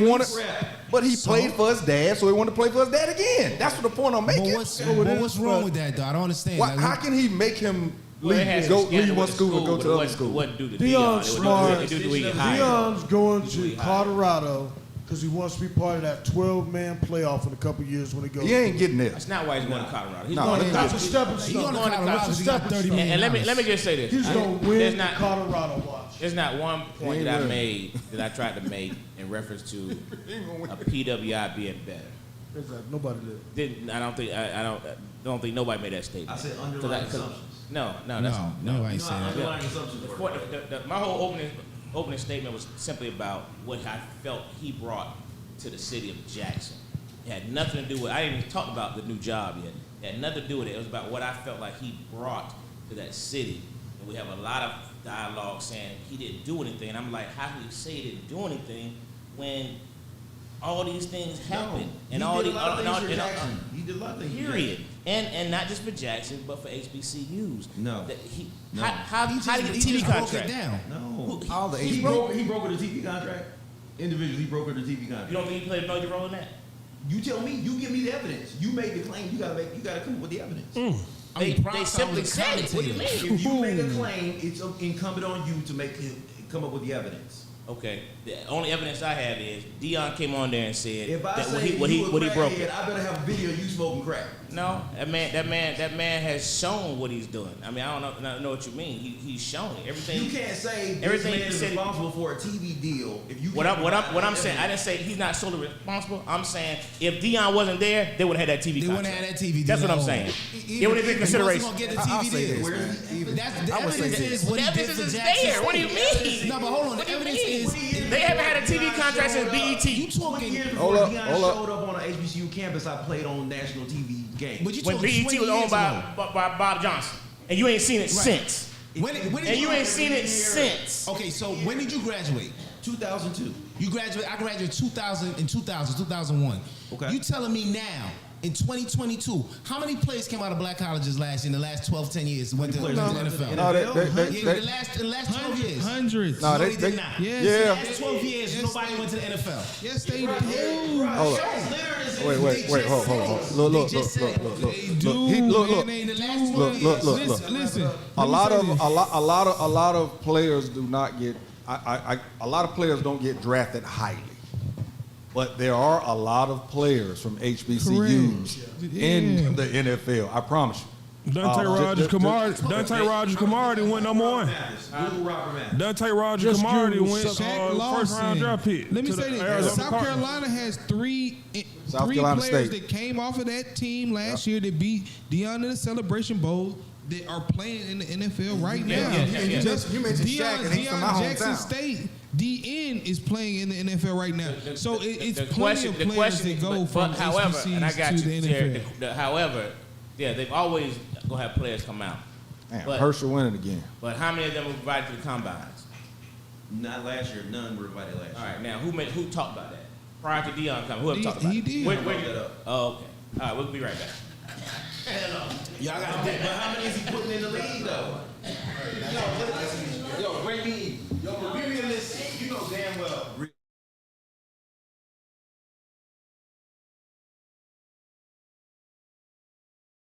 With Jae Tea and Lo, you never know which way the rhetoric is gonna go. Classic Konversations with Jae Tea and Lo. Classic Conversations with Jae Tea and Lo. You never know which way the rhetoric is gonna go. Classic Conversations with Jae Tea and Lo. You never know which way the rhetoric. Classic Conversations with Jae Tea and Lo. You never know which way the rhetoric is gonna go. It's Classic Conversations with Jae Tea and Lo. You never know which way the rhetoric is gonna go. Classic Conversations with Jae Tea and Lo. You never know which way the rhetoric is gonna go. It's Classic Conversations with Jae Tea and Lo. You never know which way the rhetoric is gonna go. Classic Conversations with Jae Tea and Lo.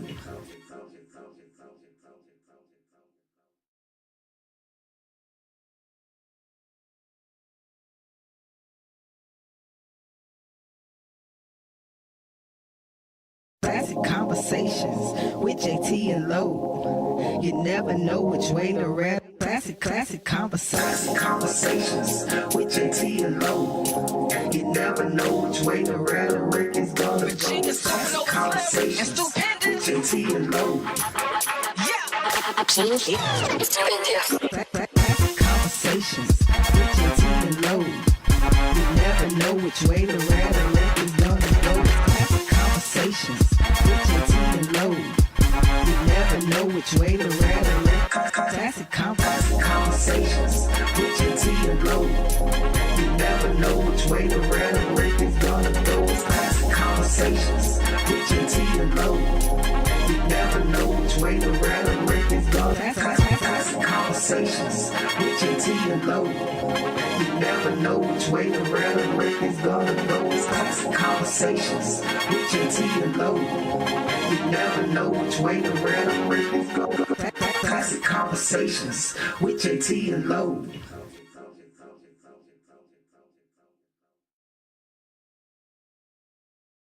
Classic Konversations with Jae Tea and Lo. You never know which way to rap. Classic Konversations with Jae Tea and Lo. You never know which way the rhetoric is gonna go. Classic Konversations with Jae Tea and Lo. Classic Konversations with Jae Tea and Lo. You never know which way the rhetoric is gonna go. Classic Konversations with Jae Tea and Lo. You never know which way the rhetoric. Classic Konversations with Jae Tea and Lo. All right, y'all, we back. I thought we was gonna have the applause, but we back. Classic Konversations with Jae Tea and Lo. And that's a Slip the day, boy. I was trying to think of. All right, look. So we're gonna close out on the Dion thing real quick. I say real quick, but I know how that's gonna go. What now? Is what we was trying to get to before. Right. And okay, we won't say it's because of Dion, but I will say that lately it's been a lot of interest in HBCUs being spotlighted on sports channels that they were not spotlighted on before. Right. In real lack of fun. And also, like I said, the kids that were going to looking at HBC, there were some kids that had HBCUs in their top 5. Oh, yeah. Even if they didn't commit, they still Right. had them in their top 5. And it always wasn't Jackson State. But it actually broadened a lot of these kids. They started looking at different HBCUs and had them in their top 5. And I do believe, as you said, it's like I saw that Shannon Sharp interview too. If you had the chance to do it over again, because of the relationships that the environment and the relation. I didn't go to an HBCU, but I hung out on one enough to where I probably could have had a little small You degree. had the best of both worlds. But it was the relationships that you get, the whole everything that's going on at HBCU. If it wasn't your first choice, now it probably would be because you actually know what it is to be on an HBCU. So now that Dion has left, does that continue? I know there was one top basketball player that went to an HBCU. He got hurt. And we never- Yeah, man. He signed with Hampton, but then he changed and transferred to a PWI. Is he still playing? He's still playing, but he switched to he went to the transfer portal and transferred to Okay. a PWI.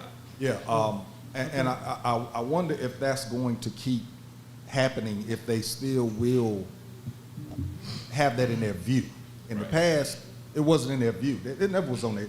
You never heard of a top recruit having an HBCU in their top 5. I thought that right there was big enough to make even other kids 3 stars that actually, exactly, now 3 stars instead of looking at the Citadel, looking at the division, what is it, Division 2, what is it? 1AA. Instead of looking at that, now they're looking at HBCUs, they're looking at, so what now? What do you, give your opinion on what you think will happen now? Of course, we don't know. I think but- I think one thing that's gonna come out of it, and Dion, farther than that, he was trying to get out of a lot of the traditional games so they could go into the playoffs which would bring in TV revenue and also attract more players. If you notice, Jackson State had quite a bit of white players. If you look at Florida A&M, they have a lot of white players. But one thing that a lot of people aren't looking at, they're talking about the rebuilding of stadiums because most HBCUs are state universities, but they don't get the same funding that white universities get. But there's also a backlash on that because if you look at Tennessee State, you look at Southern, those are two I can speak on. Their white enrollment is, you go to Tennessee State, you think you want to, Nice. it's real shaky. Yeah. You know what I'm talking TSU, about? yeah. Yeah. It's real Not shaky. what it used to be. It's Real not quick, what it used to be. I want to interrupt you, but I am. But in regards to that, what I looked at that as, because I started seeing white kids on HBCU teams way before Deion showed up. You know what I'm saying? And wait, no, but I'm saying, do you think that's because of the grants and some of the money that's given, that's getting some of these white kids to Yeah, go they're there taking instead of, They're taking advantage of it. A lot of them are going. They're taking advantage of because scholarships. Then you they're got- finding then you out got more mixed scholarships, babies. They're applying for scholarships, and so they're getting awarded the scholarships. If you look at Morehouse School of Medicine, you'd think that that motherfucker's white.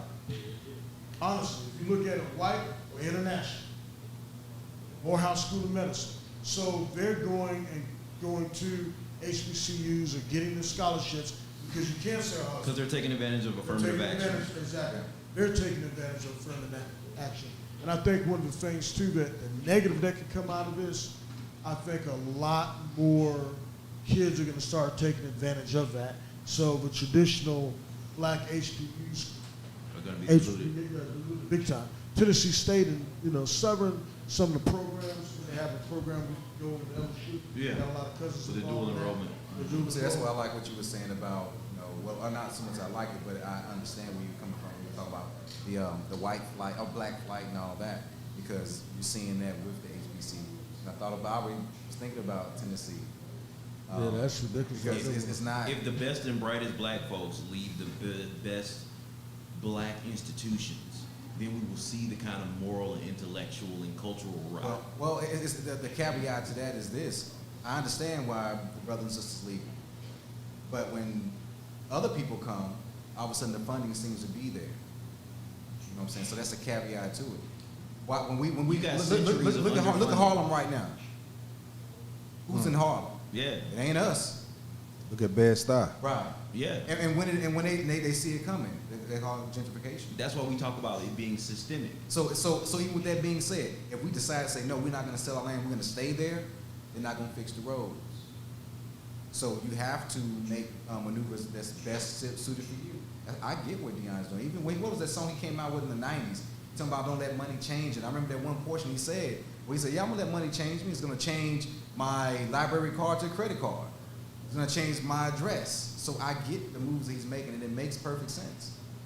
But to try to pigeonhole somebody and say stay right here for black folk, Nobody's asking them to do that. okay, because that's kind of what. Nobody's asking them to do that. Gotcha. Nobody's asking them to do Deion that. just proved he's like every other college coach, really. That's Exactly. Yeah, well, I mean, hey, So don't come in like you're a preacher and then Well, all but of a all sudden- The reason he saying, did that all of because them do black that. folks had that Bible and saw it Right. sideways in their rectum. Well, they don't, But wait, hold on. Because we're gonna do it again. Let's get back on to what now? Because we did it the last time. What now is, I would say that there's going to be somebody that's going to pick up that torch and run with it. You know, it's already better off than where it was, and a lot of other cats want to just give me a chance. You know, give me the, don't just give me the ball, you know what I'm saying, but let me earn it. So you throw me that ball, and I'm going to run with it. You know, nobody's saying it's going to just fall apart now. So I believe it's going to keep going, it's going to do what it do, but they're not going to have the same clout because Showtime, was it Show Prime Time or whatever? Because he ain't on there. They're still going to get some clout, you know what I'm saying? But they're not going to be flying first class. I think that HBCUs will continue to be a resource to continue to affirm young, impressionable black minds in a way that no other institution can in an anti-black society, and they'll continue to do that. I think this is a teachable moment because for at least 100 years, black folks have always looked to a black messianic figure to kind of lift them out of situations that are systemic in nature. And we got to And that's the stop problem. looking for black messianic figures And it takes all of us to get out of our condition. It takes all of us to reach black liberation.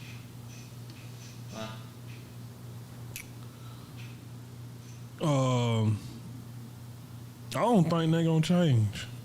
I think, like I said earlier, Deion helped himself out and he helped Jackson State out. I don't see nothing really with HBCU changing. When it comes to the competition, for the most part, HBCU struggle with the line, as far as the O line and D line. When it comes to the skill position, they can pretty much compete with anybody else. So that wasn't an issue, but so me personally, I don't see nothing changing. Y'all saying all this, I don't see this hoorah change that Deion made. I feel like he just made himself bigger. I mean, I don't have no problem with him leaving. I just got a problem with his message. He was talking like he was built for it, and he won. I mean, I think they have the opportunity for change. But they been had that though, Lo. Yeah, well, yes and no. I mean, you have the opportunity, sure, but the bigger picture to me is what I felt like he brought the attention, the limelight. He got some people to see, do you know that there are black people who didn't know what HBCUs were? Millions of black folks. I mean, don't know. I was amazed at how much I've heard that over this last couple of years. And that's You know not what I a mean? good thing. It's not. It's sad. You know what I mean? You think about it. HBCU hasn't been celebrated since Spike Lee had school days out. And you remember the sweatshirts and everything that they had that was out? When Spike Lee and the Cosby Show. Let me say this. Most HBCs are populated by people that are not in their state. It's usually something you usually come down for a college fair.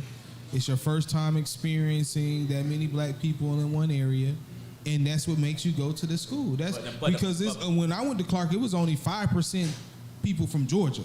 The rest of the people was from everywhere else. Because, like I said, they come down from a college fair, they see it, they see the culture, they never been involved in it, and they want to be involved in it.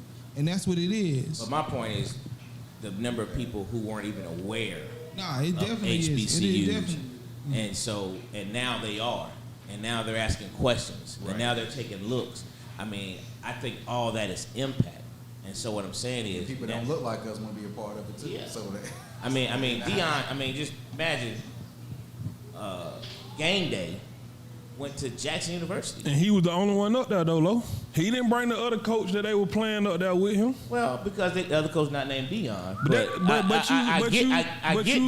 But you going back to what I was saying. It still made him look. But when game day goes to Oklahoma, and if Oklahoma's playing Texas, Oklahoma coach comes up there.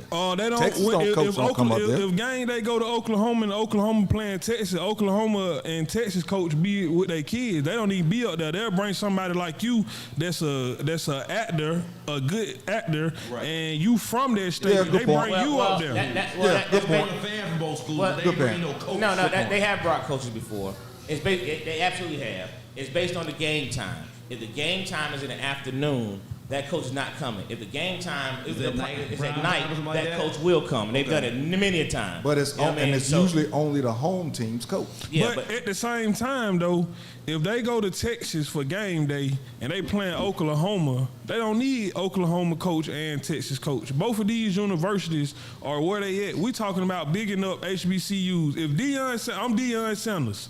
And I want to bring Lo up here because he coached for Southern. And I want everybody out here, you just said so many people didn't know nothing about these HBCUs. So he know that too. So I'm going to bring Lo up here with him. I'm going to bring Lo up here with me. And we're going to shine the light not only on Jackson State. Yeah. We're going to shine the light on what you're doing. I get your point right there. The light was only, even when Alabama State scheduled them for their homecoming. Right. And he got up there and he talked about, hey, they never had this, they never had that until we came here. He still, even though the coach had a right. First off, the coach had a right to be mad. Oh yeah, that's what anything. I'm here. I'm here for these kids. You here for the show. I mean, now that I'm mad, you say, you say coach had a right to be mad because of what? He had a right to be mad because he know what Deion really was there for. He spoke on it. Let me contextualize it. So when Jackson State played Alabama State, Coach Prime has a certain habit before a game. He'll walk around the football field. Now everybody know that for the uninitiated, when you minutes before the kickoff, you got your side of the 50-yard line, the other team got their side of the 50-yard line. You're not walking the whole length of the football field because it don't got nothing to do with preparation. It don't got nothing to do with getting your team stretched out and getting ready to go. That's all a egos thing. So Coach Robinson, Eddie Robinson's son, was pissed off about that, and he talked about that after the game. That's why they did. That's why they didn't hug. So that whole idea, he ain't swag, that came from Eddie Robinson Jr. because he's not here for the swag. He's here to promote himself. But and Deion kind of said it in that press conference. Like, this what we did. We got y'all this. We got y'all that. So now, and it even lead back to what I keep saying about he didn't do that. Everybody saying he did it. He did that for now. But next year, that same game ain't gonna be that same way. It's not going to be. There's no doubt about that. But and just to comment on what you said earlier about the coach wasn't there. No, he wasn't. But they did interview the other coach, the other team's president of the school. All right, so they did give them some recognition. And either they didn't, they did do that because I saw it. But either they didn't, that team is still playing in a prime time situation. That school is still getting recognition that they would have never received. You know what I mean? So we can't say he all about himself. Yeah, he is to an extent. But if I can be all about myself and still help you in the meantime, what did I do wrong? What did he? Okay, so do you think when I say help, I'm talking revenue. Uh-huh. That's what I'm talking about. I say help the other programs. I'm talking revenue. It wasn't there before. Makes sense. So and I brought you revenue by doing so. That's all I'm saying. So, but what I'm saying is, what light did he shine? They not getting no recruits to bring to keep the revenue going. Next year game day ain't gonna be there. What? So let me ask you this, because I know think about the number of people who watched that game, for example. Okay. Who came to see Jackson State? They came to see Shador. They came to see Travis Hunter. And I'm on the other team, and I just played my best doggone game. That don't benefit me. I got the chance. I got the chance to shine this week. Yeah, he's supposed to be the man, but when I take that man out the game, they're gonna say, "Hey man, but did you see the other kid?" Right. People get recruited like that, and y'all know this. You all played. People get recruited like that all the time. They came to see one person. If nothing else, everybody's gonna want to see what's gonna happen next year. I'm just saying these are all opportunities. These are opportunities. Is it selfish and all that stuff? But I'm still giving a platform for other opportunities. It's up to you to take advantage of that opportunity. Now, you know what I'm saying? That's all. Deion has been one thing we can say for sure. Deion has been who he is since his sophomore year in college, when he looked up in the stands and saw the number 2s and realized he wasn't getting no money for it. It became all about him, period, from then forward. But when he left, like when Kevin Durant left the Oklahoma City Thunder and went and joined the Warriors, everybody got on his case. When Deion left the Falcons and went and joined, who'd he go to first? The Cowboys, 49ers, won there. Guess what he did after that? He went to the Cowboys. He's always been that guy that's about himself and putting himself in the best position to win. So yeah, you're right. But that's cool though. One is. thing about it, I have no problem nobody being selfish. I think if you put the work in, you should be arrogant. You have a right to feel the way you want to feel. That's not what I'm saying. What I'm saying is, because he's prime time, everybody is taking the little things he did and making them this big thing like he just really helped somebody when he didn't. That's what I'm saying. He didn't help HBCU. If anything, he made it worse because now everything he was preaching, all those guys that was talking about going to HBCU, HBCUs are now saying, hey, I might as well go back to a D1. Dion did it. And he was the one that was talking about, hey, let's build this up. Why would I go to try to build that up when you just showed me a role model, a person that speak the way he speak, that, hey, I can get up and just lead too. Or I don't have to go to a HBCU. I can go to a D1. You just did. Hey, wait, real quick. They've already predicted it, 1-on-1. Yeah. So go ahead. Let me give you a flip side of that though. What if other black coaches or other black athletes, people who want to coach, say, let me do what Dion did. I'm not getting the opportunity that I got over here. But let me go see if I can turn around one of these schools. Maybe I can do as a platform. You know what I mean? Maybe I can take that same platform, because the reality of it is, if you're a coach, there are no more Eddie Robinson seniors. I don't think those people exist anymore. You know what I mean? Most of these people are about themselves. I mean, I don't think anybody can fool themselves to think these guys are coaching they're going to a particular school because they just love that school. They're going there for the opportunity to, as Dion said, to win and to elevate themselves. They're going up there. Very few coaches stay at any college for any length of time. Nick Saban left several schools, Michigan State, LSU. You know what I mean? He left Miami these Dolphins. people. You know what I mean? All these coaches, there is no coaches that's just, for the most part, just sit at one school for any long period of time, especially in the college ranks. You know what I mean? So he didn't do anything different than any other coach did, which is why I don't understand why people are blasting so hard. That's why I don't understand but that. Then we go to the preaching standpoint. Using these white folks as our moral standard. No. I think he's saying. I'm not saying white folks. I'm saying the position, the coaching position is usually business. It's a business, and it's a platform. I go here to win, to go somewhere else. You know what I mean? That's not so. You brought Lincoln Riley earlier. You left Oklahoma, paying you good money to go to USC. Why? Because USC is a quote-unquote position. It's one of those 10 top all-time schools. These are goals. So if I'm a coach, my goal is to elevate. We all know Dion wanted Florida State. He wanted to go back home. You know what I mean? And had this other coach not been successful at Florida State this year, it's a good chance he would have went to Florida State this year. There's a good chance they would have brought him back home. They didn't know this dude was gonna go mess around and get Florida State 8-9 wins. So it probably threw Dion's whole plan off. So it's like, okay, I can't get there now. Let me go here. He's not gonna be at Colorado long. We all know that. We all know that. If he can turn Colorado around, he'll be out. He'll be out of there in 3-4 years as well. If he gets some guys in a bowl game, these guys are the worst team in the Pac-12 for the last 20 years.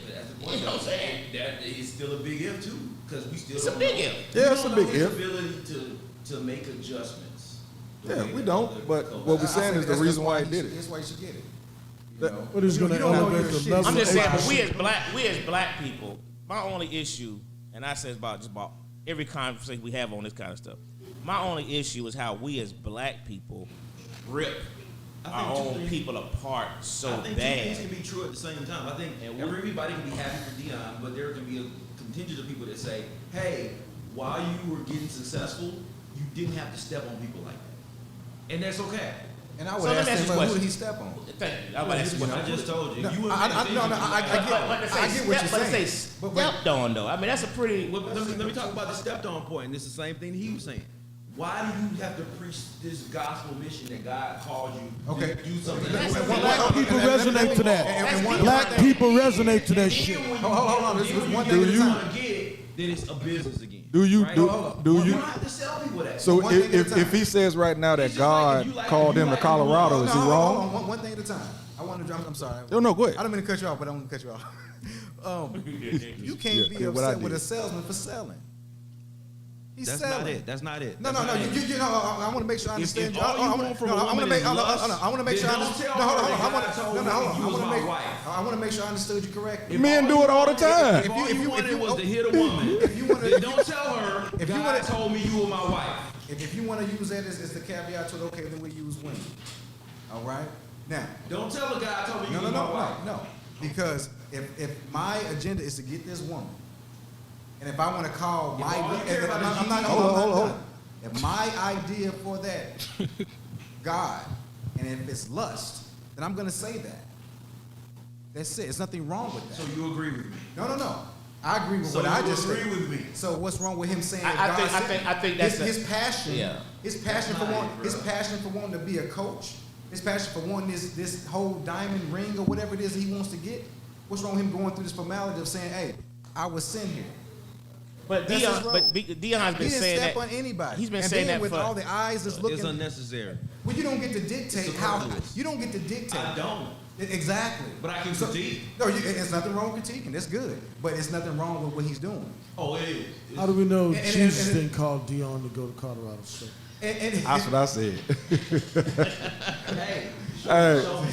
hold up. Hey, look, we're gonna take a break. I never got my point in. What I'm hoping that happens going forward is that more ex-NFL players that has some type of coaching experience, not an Eddie George that he hadn't even coached Little League, Right. step in at some of the HBCUs. Not saying just go in and they fire somebody just because this guy was coming in, but if an opportunity opens up, there are more NFL players that's on NFL rosters right now, Lend their coaching, talents. can come down and do the same thing in the HBCUs. It won't have, they're probably not going to be who Dion is because Dion is made for the camera. That's what he does. But their name recognition could get the airline connections, the suit connections with somebody and stuff like that. That could happen. So that's what I hope. I'm hoping that blueprint is there, that other coaches that's in the high school levels and in the pro levels that's realizing, you know what, let me go down here and get head coaching position. Now they're going to use the school, and the school is going to use them, and they're going to leave. No, like you said, no coach is going to stay anywhere for long. With that, we'll be right back, and we're going to talk about Kyrie Irving and Jerry Jones and why the media scrutiny was so different on each one.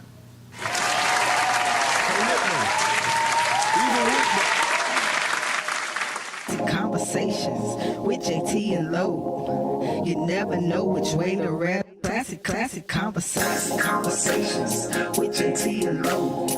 You never know which way to read. The Rick is gonna go. Classic conversations with Jae Tea and Lo. Classic conversations with Jae Tea and Lo. You never know which way to read. The Rick is gonna go. Classic conversations with Jae Tea and Lo. You never know which way to read. Classic conversations with Jae Tea and Lo. You never know which way to read. The Rick is gonna go. Classic conversations with Jae Tea and Lo. You never know which way to read. The Rick is gonna. Classic conversations with Jae Tea and Lo. You never know which way to read. The Rick is gonna go. Classic conversations with Jae Tea and Lo. You never know which way to read. The Rick is gonna. Classic conversations with Jae Tea and Lo.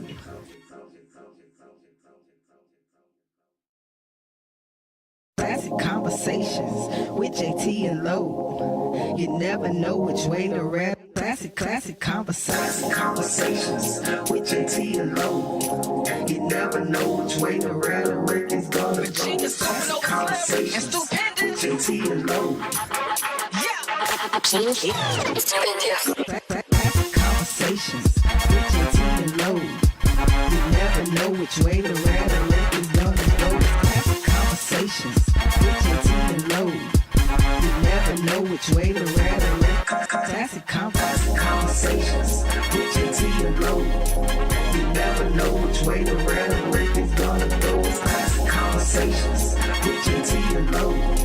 You never know which way to read. The Rick is gonna. Classic conversations with Jae Tea and Lo. You never know which way to read. The Rick is gonna go. Classic conversations with Jae Tea and Lo. You never know which way to read. The Rick is gonna.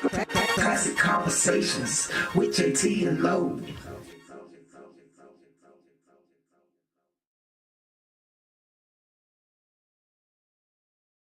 Classic conversations with Jae Tea and Lo. You never know which way to read. Classic conversations with Jae Tea and Lo. You never know which way the rhetoric is gonna go. Classic conversations with Jae Tea and Lo. Classic conversations with Jae Tea and Lo. You never know which way the rhetoric is gonna go. Classic conversations with Jae Tea and Lo. You never know which way the rhetoric. Classic conversations with Jae Tea and Lo. You never know which way the rhetoric is gonna go. Classic conversations with Jae Tea and Lo. You never know which way the rhetoric is gonna go. Classic conversations with Jae Tea and Lo. You never know which way the rhetoric is gonna go. Classic conversations with Jae Tea and Lo. You never know which way the rhetoric is gonna go. Classic conversations with Jae Tea and Lo.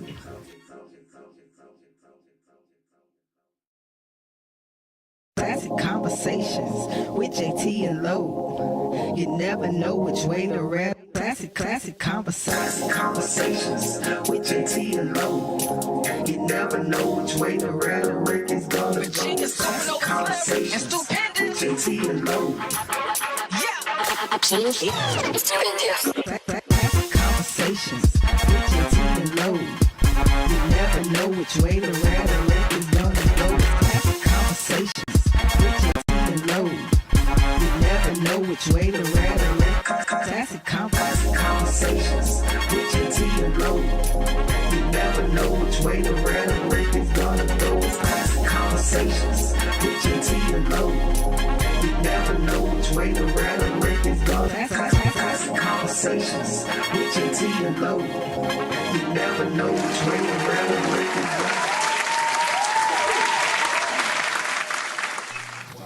All right, y'all. What's happening? I know y'all got to see us running around for a little while.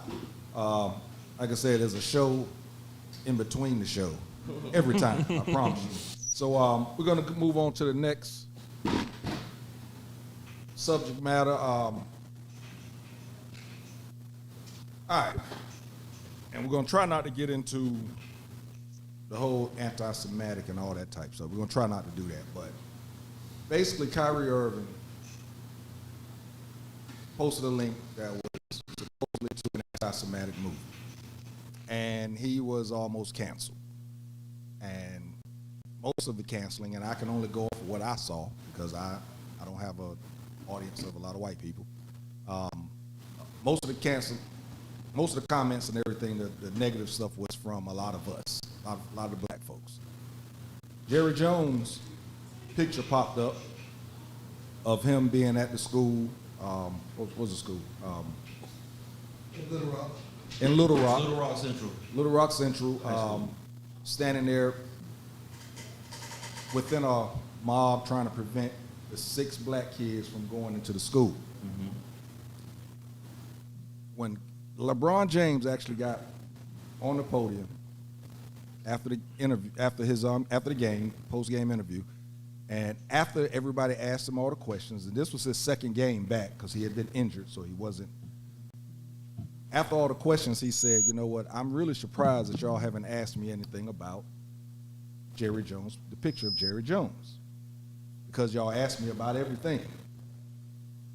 And a reporter tried to say something. He said, nope, don't say nothing now. He said, I don't even want y'all to say anything. He was basically saying that the media, you pushed it for Kyrie Irving when he was on every ticker. He was on, it was coming across your phone. Anything that happened with Kyrie was coming across everywhere on the internet. All the television shows, you had it on tick. All the TV shows have tickers now, not just the sports shows. All of them do. Kyrie Irving's name and what his situation was out there. When Jerry Jones had the picture pop up, it happened and then it was gone. And nobody talked about it. Now, he was making a point more of the media. I feel he was, how the media was choosing what to speak on. Mm-hmm. So does that mean that we, as black people, only go on what the media speak on too? Because since the media stopped talking about it, we didn't talk about it? Because we talked about Kyrie Irving a lot. No, I think everybody talked about it. Because when it came out on Twitter, everybody from platforms started retweeting it, and then it moved over to Instagram, and then it moved over to Facebook. I think everybody was uniform in their disgust with Jerry Jones outside of Cowboys fans. I think there was uniformity because we all looked at each other like, oh yeah, he ain't shit.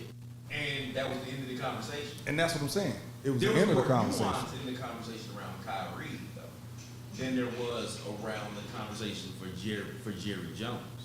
Because everybody agreed that Jerry Jones wasn't shit for just showing up and saying that he was just being curious when he knew good and damn well what them kids was there to do to keep them black kids out of their school. He didn't tell anything about what he learned. He didn't tell anything. Because honestly, every black folks know everybody that lived in Little Rock in 1957 was racist as hell. He knows that and we know that. And ain't nobody expecting him to act like he wasn't. But what we do expect is for a man who's 80 years old to have some self-reflection. A little bit This is contrite. what I've learned over these 40 years. Okay, so This since is he what I've didn't do learned. that, why hasn't nobody demanded this of him? Why did it just stop? Because the media rooms and the So comes back to my first question. If the media is not talking about it, do we stop talking? But see, this is the thing though. If the editorial rooms will look like us, who's going to hold Jerry's feet to the fire in those interviews? Okay, and yeah, I get you with the media. Let's face it, man, we're in social media right now. Okay, Have you who seen a gonna lot? DM Jerry? Who gonna DM Jerry? Ain't nobody DM. I think- But has anybody? Have you seen it on your timeline anymore? It goes back to what everybody agreed. Like there's I nothing think to what he's discuss. There's saying nothing is, because- I think what he's saying is, we talked about the other cat for a split second, blink of an eye. We agreed he was a dirtbag, whatever, and that was it. Right. We still on this other brother right here, and it's ongoing. I think anybody's still talking about Well, Yeah, yeah, it's still yeah, people- it's still yeah, people- it's Nike, still people Nike talking. just officially canceled him, and everybody is not in agreement because you had people like Stephen A. Smith who defended Jerry Jones, who sat there on his platform and said, you know, how we gonna judge him? He's 14 years old. I gotta take it for his word. He didn't know what's going on, and it's like, what's my boy name? Jay Williams shut that junk down. He's like, man, come on. They knew what was going on. And they came out and said the coaches told, because Jerry Jones was on the football team, told all the players, stay away from it. But he was right there. So that was more than curiosity. But the point that Jay Williams made to Stephen A., and I think, and that's the point that I think that a lot of, when you say everybody's in agreement, I question that because they're not one time has anybody said, like they demanded Kyrie to have to do all these things, had to apologize multiple times, donate, gave him rules and regulations he had to follow. Not one time say he's not anti-Semitic. No one's saying, Jerry, now that you have time to reflect, what you think about racism? What do you That's think what about I the scenario? was What do you think about these things? They're not asking him that. And that's the thing that LeBron is saying. Y'all didn't even bother to even ask him. You didn't bother to delve into it. And then if you look at the social media, I know my line was flooded. You can go look at it right now. You'll still see jokers still talk about Deion. But nobody's questioning Jerry Jones. Nobody's questioning this. Skip and Shannon, they got 4 or 5 episodes on the Cowboys every freaking show. But not one time did Skip or Shannon talk about the Jerry Jones thing. Skip, Shannon brought it up. What did you hear Skip say? Skip deferred to Shannon. Thank you. That's my That's what that's what my he point. typically does. That's my point. He wants to still be getting that owner's box when they go to You Dallas. got 4 or 5 episodes of these jokers, and you didn't even want to talk about it. But Yep. you know, I kind of said this when we talked about the Brett Favre situation. We can't get mad at them not sparing their own people though. The problem is not them. The problem is us. Everybody want to hoop off for LeBron now, but LeBron should have dropped his nuts like that when they asked him about Kyrie, 100% agree. and he didn't. So now he want to double back. Who was that guy? He wanna double back because he got- Who's that because he brother got that caught the white up. guy played for the Seahawks that beat up his girlfriend? Yeah, the white guy. Yeah, yeah. What was his name? I can't remember his name, but I know he exactly what beat you're her talking up, about. Went down, I think he ate macaroni and cheese, and she came downstairs. He's like, I thought you was dead. You know, y'all didn't, and that was like for a hot second, and then it was over. I forget But his see, name. it's gonna be that way because we keep it up when it comes to us. They all they do is put it out there, and we keep. It's kind of like celebrities. Black celebrities at that. When they hot, they hot. When they not hot, they look for us to push them back out into the light. So it's the same with the whole Kyrie thing. Nobody really stepped up and came to Kyrie aid. Kyrie didn't even come to his own aid. Kyrie bowed down to everything that they asked him to do. Before Kyrie came back, he had a whole interview with them, and they asked him over and over and over and over and over and over and over, and he apologized in so many different ways. So we talking about the narrative that they pushing or how they still talking about Kyrie and not Jerry Jones, but we do it ourselves, from the Stephen A. to the Shannon Sharps to the LeBrons. If LeBron would have told the reporter, I don't want to hear you then, and talked about his power then, the big up Kyrie, then I think the whole conversation would have been different. But him himself shitted on Kyrie. Like I say, Kyrie he did. himself also. So Well, I think a part of that is he kind of had to go up and apologize. He didn't like how you were saying. Ain't nobody got his back. Nobody's speaking up for him. he didn't have to apologize though. I mean, if you want to keep eating, he does. At some point, it becomes your integrity. He's made. Hold on, let me finish. That's part of our problem. We talk about him eating. It's many ways he can eat other than playing the game of basketball. But when they understand that we'll do anything for a game, then that's when they drag you around like that. Because at some point, I don't want to count his money. I can't really say this and that because I'm not in his shoes. But what I'm saying is, I feel like he done made enough money to where his integrity should have came in at some point where it's like, hey, I want to play basketball, but y'all ain't finna just drag me around like a rag doll. And I get that. And the problem with that is integrity. Well, people talk to me and they talk shit and they say, oh, well, you arrogant. And I'll say, no, I'm humble. But even Muhammad Ali said he was the best. He was still a humble guy. So now look at that. Like, how much dignity and all that stuff you got to have, integrity you got to have when you don't know how many people he's taking care of, how many people eating off of him shooting the hoop. You know, so I look at that and I don't know if I can get behind that. You know, so yeah, he felt like he had to apologize because he got to keep eating. But then if he falls, who's gonna feed him? Oh, you know, and it's hard to say what's gonna happen next after. Okay, well, you don't play ball, and all of a sudden, then we're gonna get your ass for tax evasion. Well, if playing back, but think about it. We got many different ways to, in short, fuck you over, and that's what's happening to so many black men as it is. Well, I'm gonna stand. I'm gonna be right on this, and you can be right all you want, but you still get drugged through the gutter, and for the most part, it's gonna be your own people that do it first. You know, because we hold ourselves up to such a high standard. To go back and answer your question,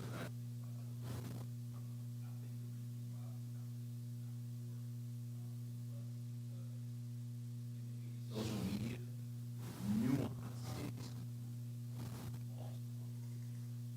like we can have a conversation, we can compare two different people that are not identical, but everything into black and white, good and bad, good or evil. And what Kyrie did as a 30-year-old man, endorsing or platforming something that is objectionable, it's not the same thing as a 14-year-old white kid in Little Rock, you know, wanted to be curious at a mob trying to, you know, keep black kids out of his high school, right? We all understand that. But it's difficult to have these conversations in a way that everybody can actually understand, learn something new, grow, and think critically. Because if we think about it just from the standpoint of, you know, black folks, we got to stick together, then we're doing it, we're saying, my It's a hive determination mindset. of right and wrong is based on the color of skin of the person who is in question. That's a problem. That's a problem. That's a problem. It's that hive mindset. And every time I watch and look at history, I'm something of a history buff, and I watch that hive mindset, it don't lead us anywhere. You know, and I like being critical of each other. First and foremost, we should be able to critique each other first and foremost before anybody else. You In know? love. But we don't. In love. Yeah, what we do, but it's not in love. We critique each other to the point just to bring you down. You know, it's not built on the foundation of I'm telling you that look, this shit you don't match players and stripes. But then some ego, some people get offended by it. And it's like, oh well, you just hate it. In actuality, when you go out, you don't listen to it until somebody that's different from you says it don't look good. You know, it's a fine line between listening to other folks and listening to each other because I can't rock with this guy just because he looks like me. I'm on a biker set. And I don't know if any of y'all been around any real bikers, but I'm gonna tell you, you can't be no bitch on the set. And I'm not a big guy, but I make shit known. And I got white boys that pull the trigger on my behalf or some brothers will. Mm-hmm. And that says a lot. Right. You know? So the whole thing with that is it's good that he spoke up. I wouldn't have apologized. You said you would have? I'm not him. I would. Oh, I mean okay. what I said. I mean, but that's what I'm trying to say. But it was from my thing. I would have started off with it in the right way, in a way where I don't have to apologize. I'm gonna be a politician. I'm gonna say a whole bunch of shit, but I ain't said nothing. I think That's what I would have done if I was. But I think what happened is the same thing that happened when he did the COVID situation. I think what happens with a lot of younger African Americans right now, because he's not an infected, he's definitely an African American. They get to surface and run with it. They post it. And I think he wasn't intellectually prepared to speak on, Ethiopian Jews and everything else. So now imagine at that moment the same thing with Kanye. If they could have came with the gusto and broke it down and said, no, this has been going on since the Moorish Wars in Europe. That's how that genotype from Africa got into Europe, because when they sacked Europe, Southern Europe, the Moorish generals weren't like Genghis Khan. They made sure, they didn't even let the troops screw. They made sure they brought in wealthy people from their country and made them into all the Jewish houses of wealth. And then that's how the Jewish, the original Jews, Ethiopian Jews, spread off through Europe. That's why Jews had the kickback, because they didn't want that conversation coming out. Right. Well, a portion of it, because the ultimate point of that is because that can change the whole power dynamic. They don't. But go back to what Mont said a minute ago. If I agree with what you said 100%, right? But my concern is more so we don't expect them to bring their own down. 100% correct. Right.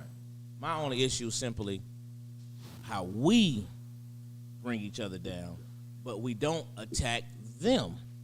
We don't expect them to do it, but we don't do it. We ain't gonna do it because the money,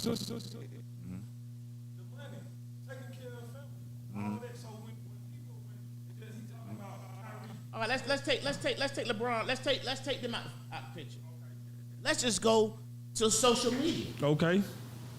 We are attacking, and I say we, black folks, are attacking. They attack Kyrie. Even when LeBron didn't back him, they attack LeBron for not backing him. But we don't attack the white media or Jerry Jones for putting them out. We want to attack that. That's my only issue. Is we don't expect them to do it, but we won't do it. We spend too much time bringing our own down. We cut. You said Cut them off at the leg. The white media will all they do is just flick the match. We do we throw the flames on that joker. We throwing the flames on it. We're making way more fuel on it, but we won't do the same on someone like a Jerry Jones when we know that's dead wrong. And then we won't even question him. We won't even say, Jerry, we want to hear you say you're not racist the same way y'all wanted Kyrie to say you're not anti-Semitic. Well, we won't do it. You just said something. Show me the white player that came out and said anything about Jerry Jones. Show me the white person on your timeline that talking about Jerry Jones. These all black. Besides, but you talking about somebody that has to speak differently because of the people that he's around, as far as B. Marsh go. So, but back to what I was saying. When it comes to like Kyrie stuff like that, why would they test that serious? They had all those people or whatever they is outside the bar. When I was looking at, I was looking at the game. Somebody, I just knew somebody was gonna do like throw the ball up and get the ball, stop the game. Hey, we finna do something. Nobody did. Nothing.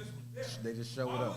Why would they give us anything or have shine any great light on us and we do dumb stuff like that just to show up to say, hey, we here.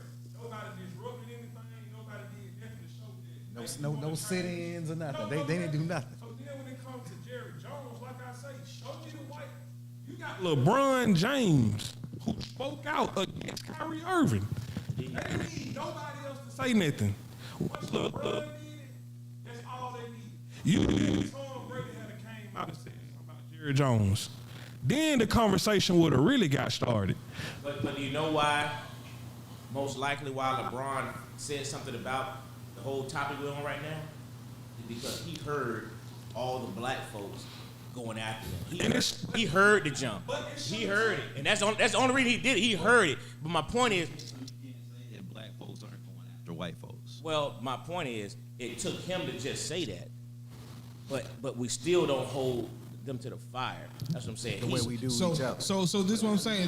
The people that we have to hold them to the fire are the only people we have in the media, are the Stephen A. Smiths who apologized for him, the Shannon Sharps who apologized for him. So that's what I'm saying. You're saying, but I'm just saying, you're saying that we have to be the first to do it.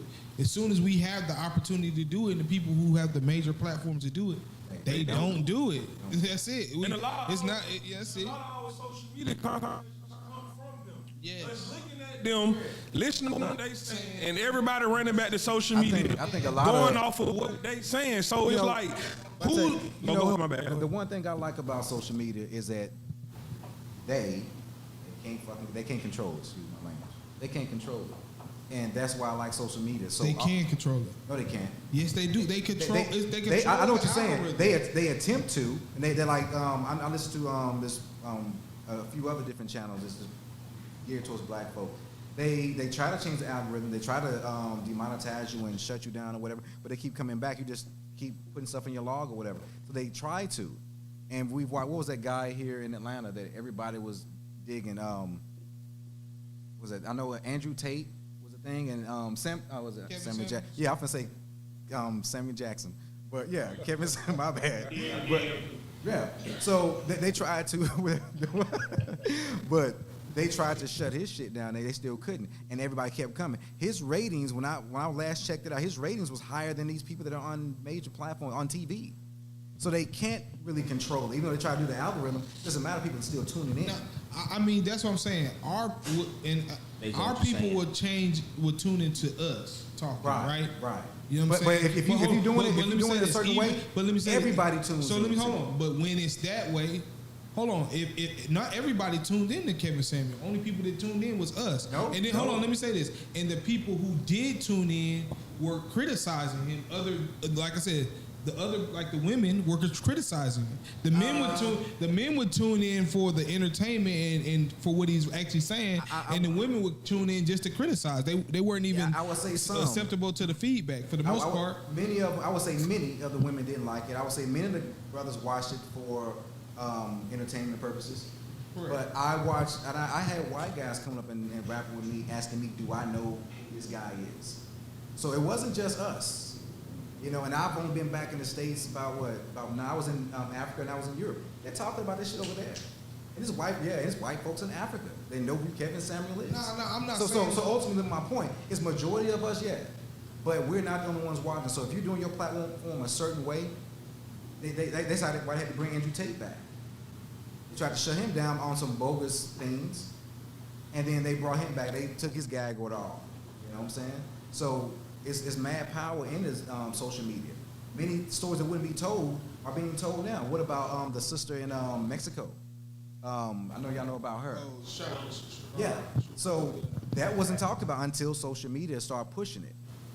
You know what I'm saying? So that's my ultimate point. So even if the Shannon Sharps won't speak up about it, he can be ousted too. You can get kicked out the freaking community, which many of them probably should, by just doing platforms like this and having these. But they community not speaking on it. So Everybody comes to watch us speak. That's why everywhere I go in the country and overseas, everybody's trying to grow a beard out because everybody wants our swag. But what I'm saying is, regardless of the swag or anything, what I'm saying, what we saying, they expect for us to go with Jerry Jones because of everything that's been going on. They expect it. But when you get a white community that speaks out, if you get white people that go to the game, if you get all of that where they're speaking out, then the conversation rises. But when it's just us, it's gonna stay where it's at. First off, all they need was one. Stephen A was they one that came out and came to his aid. So anybody else that said something after that, it didn't really matter. Well, you said the one main thing is you said community. We don't have a black community. You know what I'm saying? No, we don't. Community. I'm finna tell you, hold on. Well, we have a black community. The problem with the black community is we looking for celebrities to save everything in the black community. The black community is looking for all handouts. Black community is bed. The black community begs for everything. If a celebrity is not giving to us, of the black community, what encompasses us as a community? Black can be in the same neighborhood. Oh no, cause I don't look at color as my community anyway. But you know what I mean? Yeah. So when you say the community, one, we don't own shit in the community. It's not that many black men in certain households. Talking to him, but talk to the mic so they can hear you. Sorry about that. So it's not that many of us in these households. So one, we don't own shit. So if we were to riot and burn shit down, it doesn't matter. We didn't own it anyway. We just pay rent there. And those that are so-called well-to-do brothers, most of those brothers are starting to leave. So it used to be, I mean, when I was a kid, I'm not that old. I remember seeing Muslims on the corners with bow ties on, and I felt safer versus watching this policeman on the corner where the dope dealers be at. So ultimately right now, we don't have a community. It just people living in certain areas. We don't have to worry about the red line anymore because most of us ain't doing it. You know what I'm saying? So when you mentioned that they community stands up, yeah, their community stands up as one. I said they Well, I mean, I know what you mean. They community don't look for athletes, celebrities, etc. Right. We get them pushed. If someone and I we expect them to come Exactly. everything. Nobody in the community. You. Who asked people? Nobody. I'll say it like this, and I don't want to be sexist, but I'm gonna keep it real. Nobody tells black women no, well, because that's the first thing you're gonna get. So when I get that, I go ahead and get everybody prepared for what's coming next. You did, yeah. So well, it may sound sexist to some when I say nobody tells black women to come back and build when they have more money, more wealth typically than black men. That's one portion.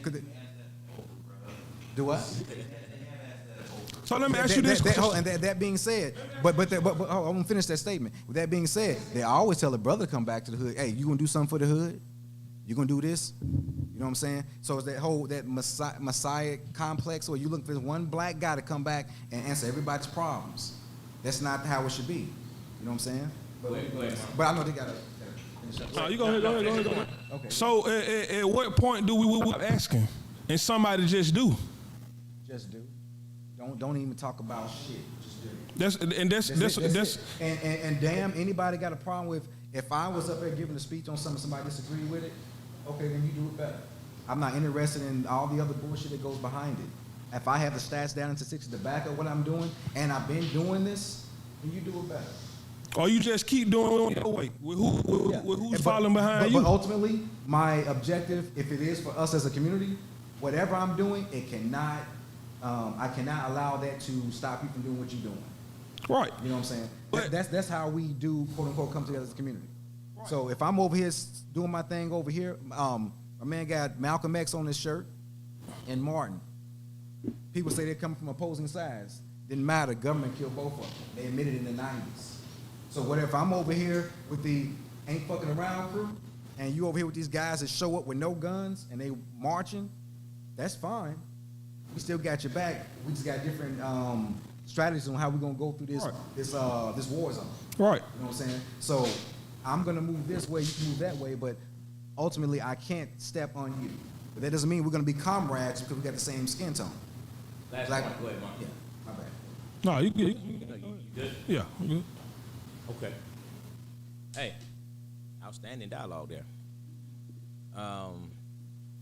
Right to it. I think she want us to take a break for it. Go straight top 5, Phoenix.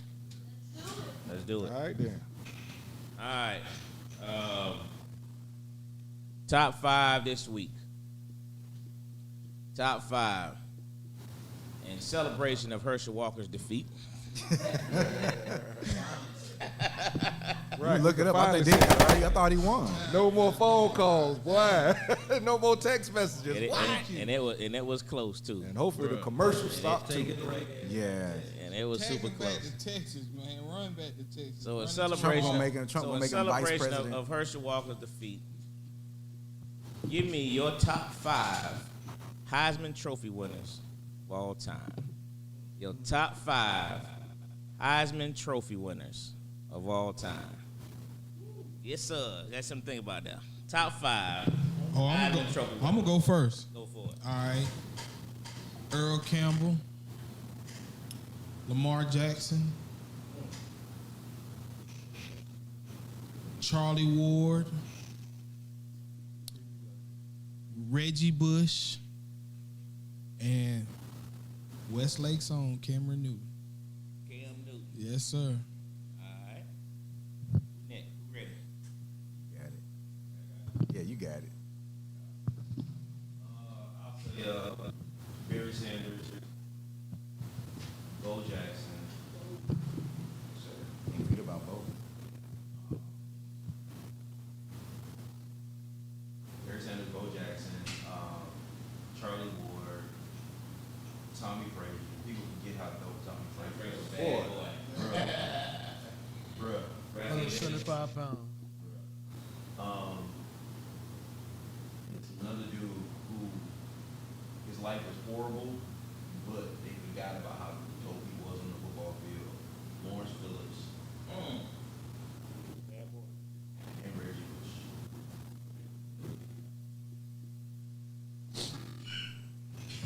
Y'all ready? Hey, old school.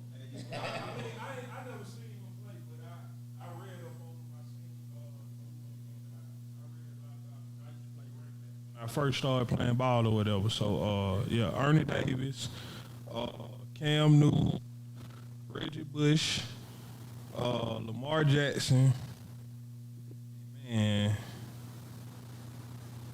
R.G. Griffin had a great season that year. I don't really like Tebow, but he was. You can't. I can't. Man.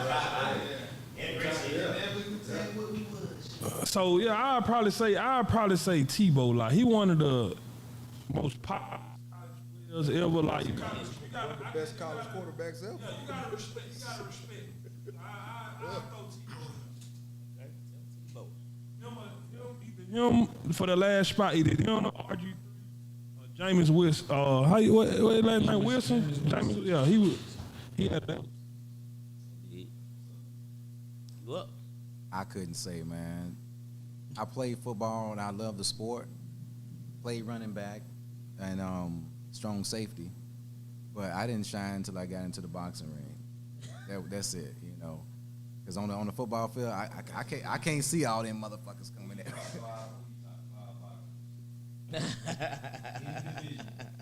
With a few, Jack Johnson, and he was a brilliant inventor.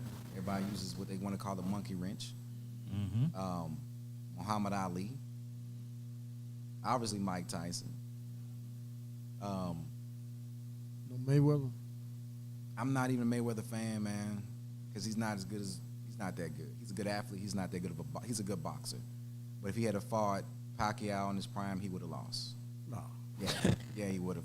Because even when okay, I only got my top 4. My ultimate. Well, I was gonna say the Hitman. I like the Hitman. You gonna bring him? Tommy Hearn. Yeah. Can't make him. I mean, hey, just like you watching, you now looking at. Hey, I'm in the ring. I got as an amateur, I got paid to travel. Hey man, you ain't. But my ultimate, I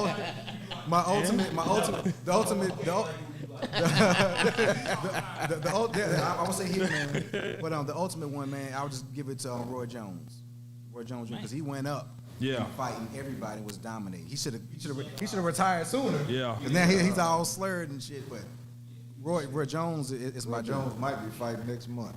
He probably will. And that's hey. But don't even know where he at right now. I know. I hate seeing that. But His name Marvelous Marvin Hagler. That's one of mine. What you got, Millennium Coalition? How y'all doing? Millennium Coalition here. Desmond Howard. Yes, sir. Tim Brown. Okay. I am from Georgia, so I will say Herschel Walker.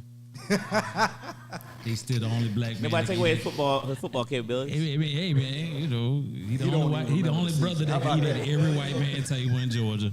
Like no matter what. Lamar Jackson. I got one more. I don't know. I got to think. I'm gonna go old Doug Flutie. Doug Flutie. Doug Flutie. Had to think of a name. Man won the Heisman Trophy on one pass.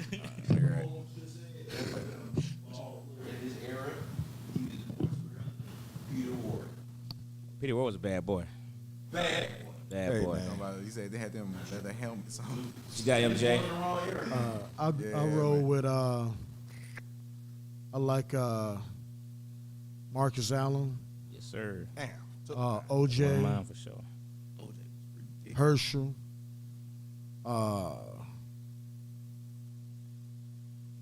Earl Campbell, and only because Roger Dodger, only because Starbuck, Dallas quarterback, because as old as he was, he did the time in the Navy, actually served his time, came back, and I remember being a kid and watching him beat teams all the time. Bowed out to white.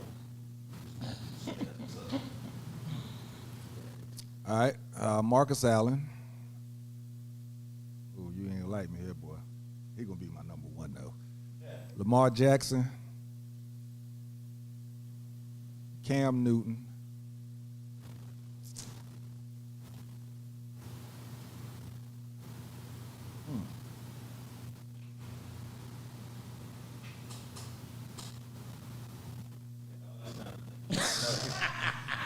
I put my list down, but I had Cam down twice. You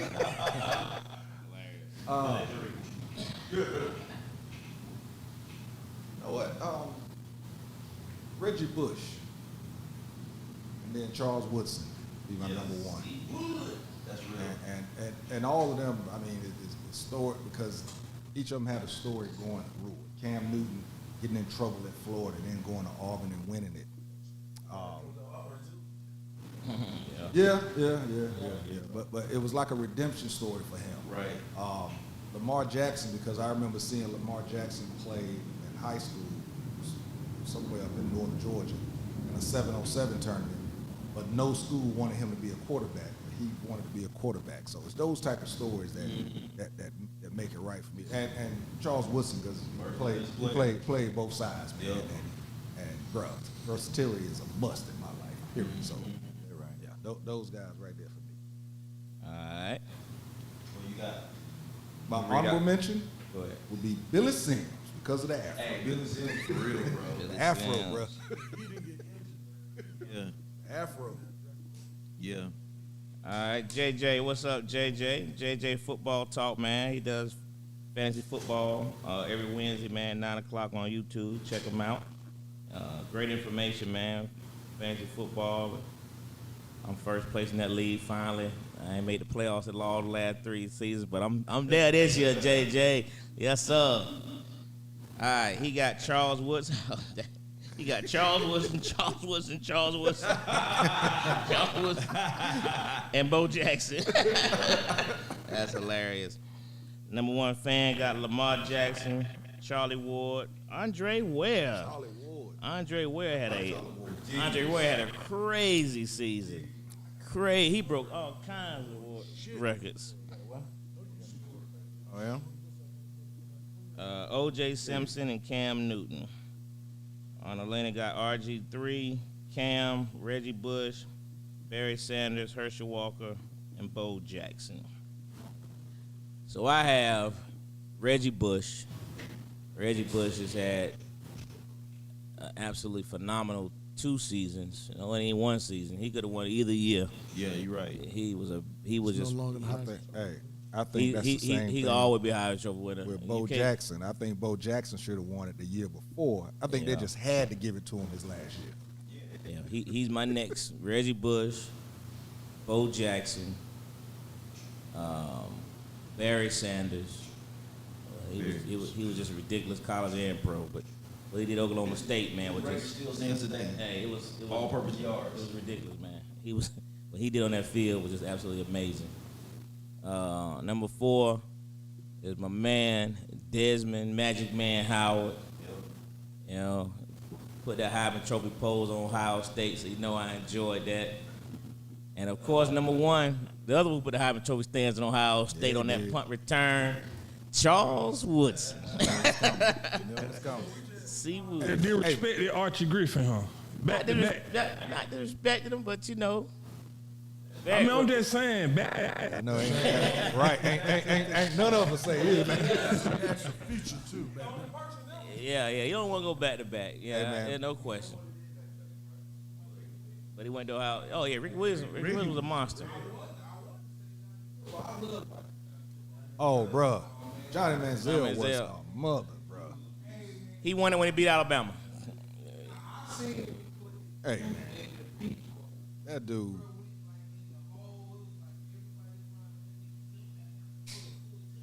Yeah. Yeah, he Charles Woodson, you got to think about Charles Woodson. People forget that as great of a college career that Peyton Manning had, he never won the Heisman. right. And that look he on his face with that now Charles Woodson. Hey, he was like, huh? Look, He knew he was gonna get it. look. Randy Moss in there high as a ball with them glasses on. He was high as a kite. He said he was high too. Yeah, C. Wood, man. C. Wood was that He guy. was my dude. Hey man, they got a special out right now on Charlie Ward talking about. Yeah. Get a chance. I can't think of the name of it. Tale of It's a documentary. It's Yeah. a Charles tale- Wood was nice, man. A tale of two talents, something like that, bro. It's crazy. Charlie Ward was the first person to do 2 sports at that level. And those 2 sports. Yes. Usually it was football and baseball. He did Right. football and basketball. Right. And to hear the stories how he didn't curse, and how everybody else on the team, they stopped cursing. Even the coach stopped cursing because of this guy's aura. His presence just made you just change up, dude. Charlie, He was the greatest Hey, you realize how Heisman many- winner that never played in the NFL. And do you realize how many interceptions he threw his junior year? Though? In the first 5 games, I think he had 8 interceptions. Really? And Bobby Bowden stuck with him. But in those games, he would throw 3. In the first game that he started, he threw 4 interceptions, but he accounted for 5 touchdowns. So each game he threw a lot of interceptions. He done some other stuff. Oh man, the dude. Hey, That was back when Florida State versus Miami was the biggest game on TV. period. 8 o'clock prime Florida State time. and Virginia was one of the biggest. Yeah, it'd be a good one too. You had a story you said, Mike, on one of them Heisman winners, Charlie Ward. Yeah.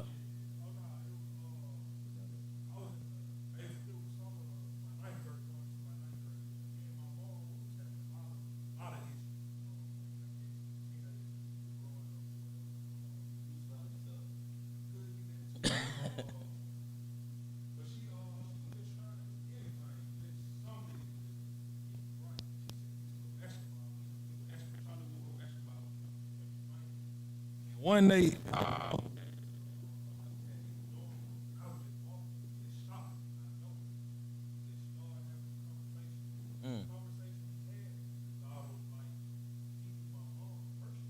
Really? Wow. Yeah. Damn.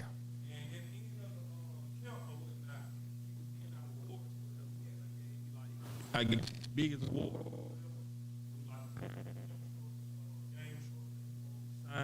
Wow.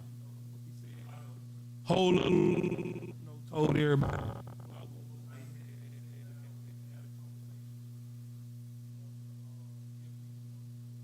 That's awesome. That's one of the ones you'll never forget. Oh yeah. It's called Twice as Nice. That's the name of the documentary. Twice as Nice. He That Shaq documentary too. Oh, that's crazy. And the story that you just told, he actually, Doug Williams called him his junior year, going into his senior year, and that's when Ward Dunn was on his way to Florida State, and he asked Charlie Ward to look after him. So Charlie Ward talked to the coaches and let him become his roommate. And Ward Dunn in his documentary will tell you that. He said, man, let me tell you, we had some counseling sessions. He said, I'll never leave that room. He said, but that man got me through because his mom had just got killed and all that type of stuff. So that even more explains the type of guy that Charlie Ward was. Nah, it was shit like it was crazy because he didn't know me. I was just walking, he was walking, he just sit me down right there. We just had a conversation. Like I'm telling you, he was talking to me like he just knew everything that was going. Then he was, all into like God or whatever because we used to have chapel and all that. That's good stuff. Yeah. That's good stuff. All right, man. Any final words? No, I appreciate it again for having me. Tell them how to follow you, man. You know what I mean? Make sure you know how to follow. You got a new fan out there. Yeah. Courtesy of the show here, I appreciate y'all having me on. Hopefully I can come back in town and cause some more shenanigans and shit. So I enjoy. I brought you guys magazine for my last shoot. So salute to Vaughn doing the photography on that. Oh yeah, Vaughn Donald, man. He's a big time absolutely. photographer. He's the one that connected us together and everything. So Absolutely. He looks at the show, so he wanted a platform for him to come on when he came to Atlanta, so he reached out to me. So Absolutely. ended up Good on. stuff, man. Go on, shine our whoop, man. You probably want to use a Sharpie.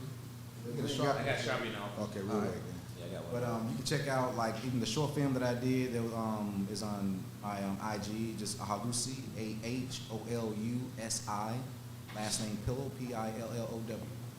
Where can your new fan find that book? Can she find it somewhere online? Yeah, all of that's on there too. I don't know about me being able to get out to sign it. I've had. Sound like she gonna come to you. Right. I've had some She'll let you I'm sign it. gonna need some security. You want to sign it, she'll let you I'm sign gonna need some security. I'll just be, I got to ask you this Security. though. In your younger days, did you use your last name to kind of persuade some women with a last name like Pillow? I used to get picked on off of my name actually. I used to get picked on. So and then it Soft was as a pillow. no, it was First just thing came to because mind. they couldn't say it right. And then when they found out my middle name. My middle name is Jesus. So then it was yeah. Jesus man. Pillow, huh? Yeah. Right. Jesus. So it was rough. I haven't got word. It was rough. That's how you learn the But- box, huh? Yeah. Hey. Well, yeah. Jesus Pillow. Well, I learned the box because I just wanted to learn how to I used to watch the old school kung fu movies. They jump in there, sound like birds flapping and shit. But I always want to learn how do you move before somebody hits you. It didn't make sense to know how do you do that. So I started off with the kickboxing, and it's like you want to be a really good kickboxer, learn how to box, and it's true. Most kickboxers can't throw a decent punch. So when you get in there and you start putting all that together, man, I mean, just dominating. I just fell in love with the sport, and still I do it now. I don't compete, but I teach that and women's self-defense, and like how you were speaking earlier when you speeches. I did a short speech lecture at Columbia's Archives about how boxing helped get me away from the avenues that I would probably headed to. And then I would speak to some brothers that got out of the pen, and they kind of played me to the left for a little bit too. It was like, you ain't never been. I was like, well, I've been to jail. Yeah, you ain't never been to the pen. I said, no, but I know how not to go. You know what I'm saying? So I had to make it clear that I'm not that guy. may come in here, might have on a nice shirt, suit, whatever, but it's not likely y'all have done much that I haven't done. But what I have that y'all don't have is I don't have a record. So, you might want to listen to some things I say. And I connect brothers with certain things, but it's still a measure of, I don't want to say respect, but it's a measure of courtesy between everybody. Because I don't respect, you got to earn that shit. But I should still treat everybody with a measure of courtesy. And that's what me and those gentlemen, every time I meet different ones, we always had a measure of courtesy. Because they didn't give a damn about how well you box. They did not care. So took on a few challenges to those that thought that I wasn't about what I talked about. That changed the tune too. We appreciate you coming through. Appreciate it. Great dialogue. Yeah, bro. Final thoughts. Dion ain't shit. I think probably the most. Out to the mic. Go ahead.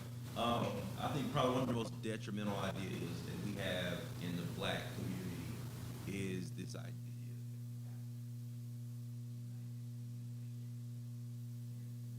Where that is, in the civil rights movement, there are only 10,000 black folks who are actively engaged in the civil rights movement. So millions of black people have benefited from the commitment of 10,000 people. And I like to think that back in the 50s and 60s, everybody was in lockstep, and they weren't.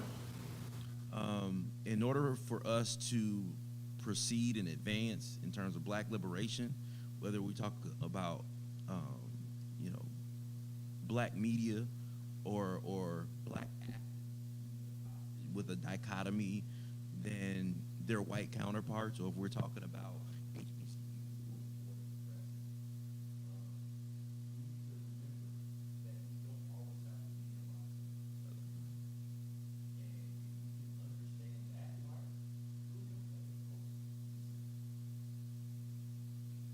I can follow you.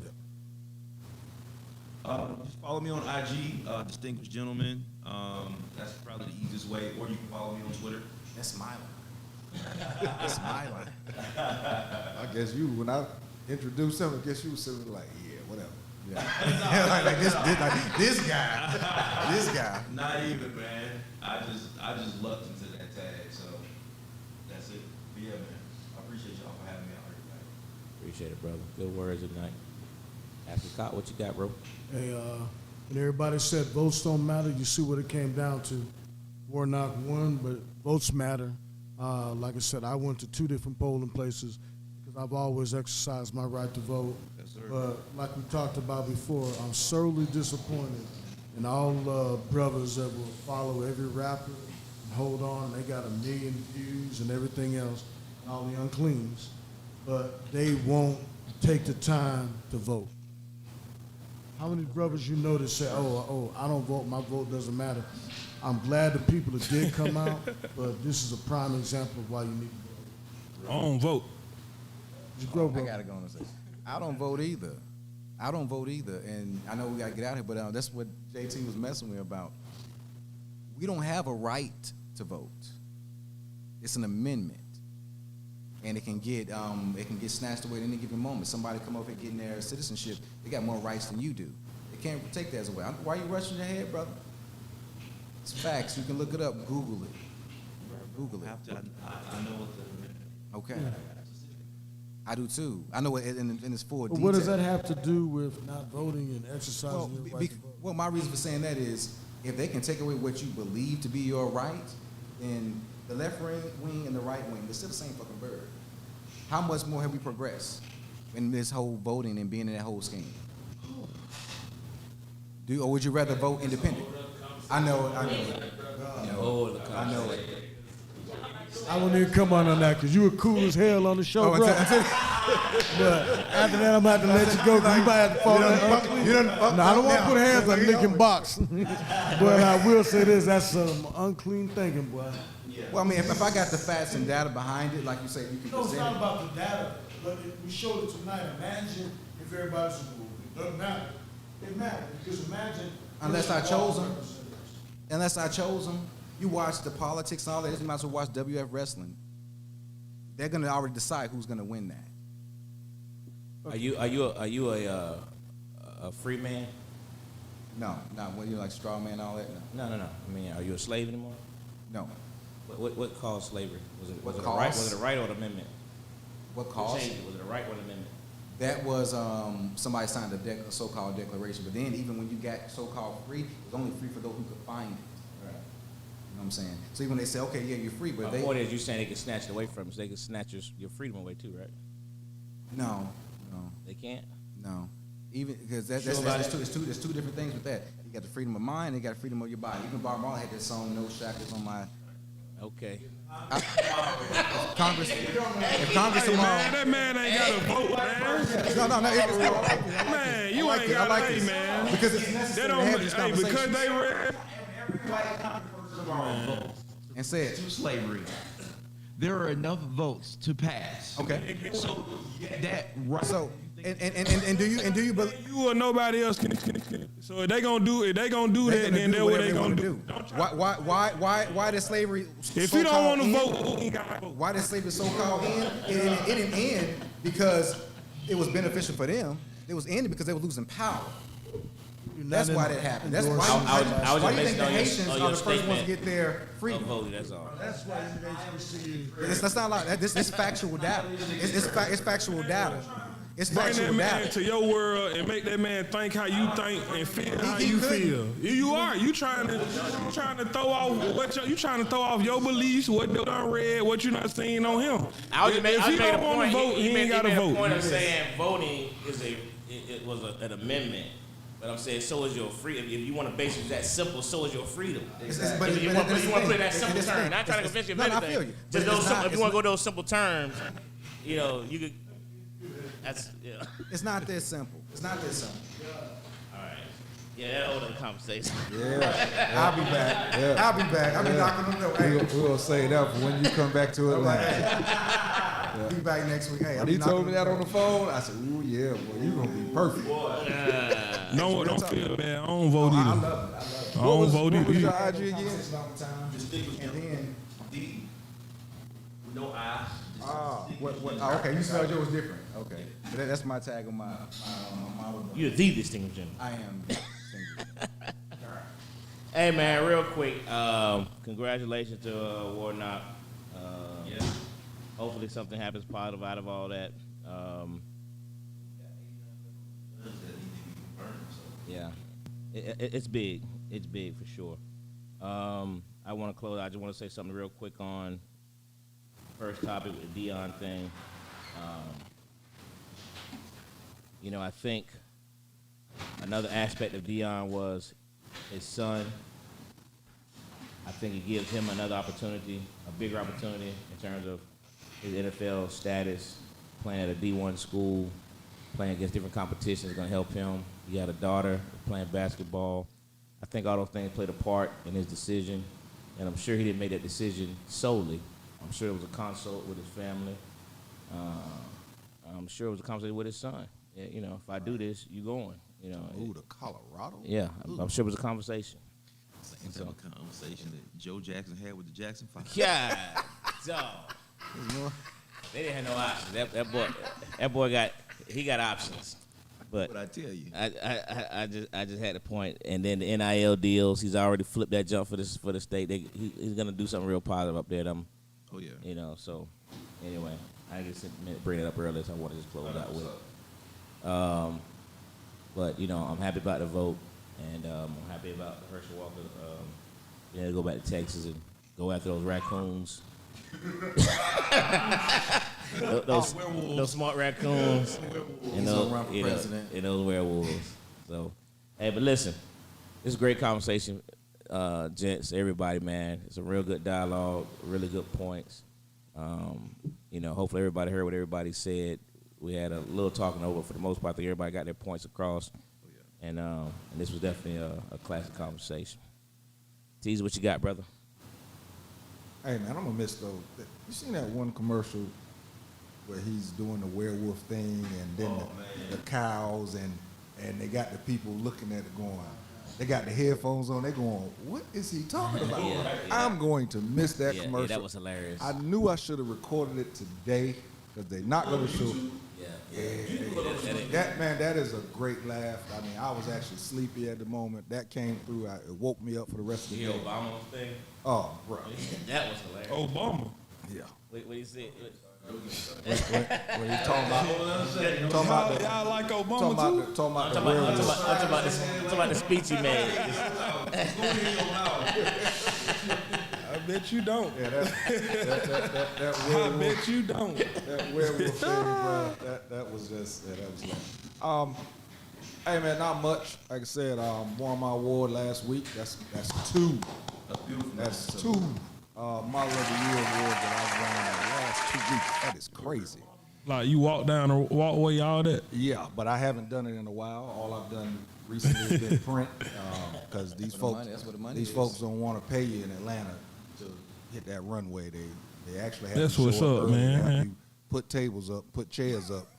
You be working like crazy when you get there. You're supposed to be there for a fashion show, so I kind of backed away from that. So that's why I host a lot of fashion shows. Yeah. Host a lot of fashion. I don't take pictures, no, but yeah. I do a lot of print now. So That's what's up, magazine work, stuff like that. That's why I'm losing weight. Appreciate it. You gonna dye the beard? Or you gonna keep? Every now and then I'll put it black for certain shoots, but usually it's the beard or the goatee. But I'm always gonna keep some silver there because I need people to know when they walk up on me. I've been living a long time. Bro. I've been living a long time. Been through a lot of stuff. I'm trying to be a silver fox too. And matter of fact, once you find out about this project that you're working on, man, make sure you give us a call. Let us know. I got you. I got a couple of things on the fire too. Just had some meetings today. Got a couple of things coming, but like you said, you can't talk about it till it's actually out there. So yeah, that's it. Shell of a Man, of course, January 8th. Stage play, unscripted stage play. Where at?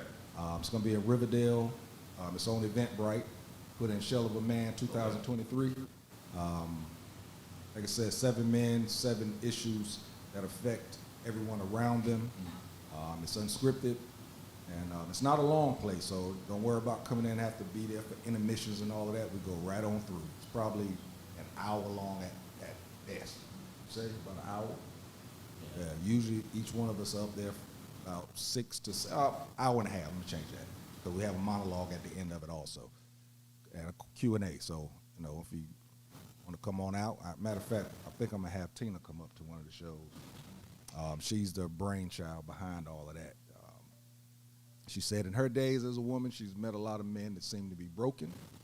So she decided to come up with this play and picked certain people to do it. And we just went. I played an alcoholic. But as you can see, I'm not anymore because, you know, I'm drinking water. So, yeah, that's going to be it, man. Oh, bro, next week, y'all going to have to hold it down until I get here. I actually have a company Christmas party to go to. They're giving out gifts. I gotta go get my free gifts, man. You know, I told them they could mail it to me. They were like, "Nah, since you live in the Atlanta area, you got to come to the party because I work remote, but the company's here, so I gotta go. But I'll be here afterwards." So yeah, that's gonna do it, man. So next week we'll be back. Classic Konversations. Oh wait, bro. Oh man, shout out to my mom, man. Boy, I was there at the beginning, but she made sure we put these Christmas flowers out. So I was giving instructions to make sure they on the podcast. So there you are, front and center, a little decoration. These bad boys came with directions. Instructions. Directives.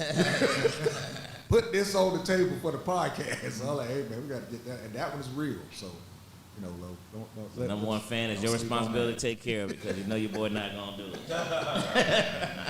All right, man. So that'll do it. Classic Konversations with Jae Tea and Lo. And we out. You dig?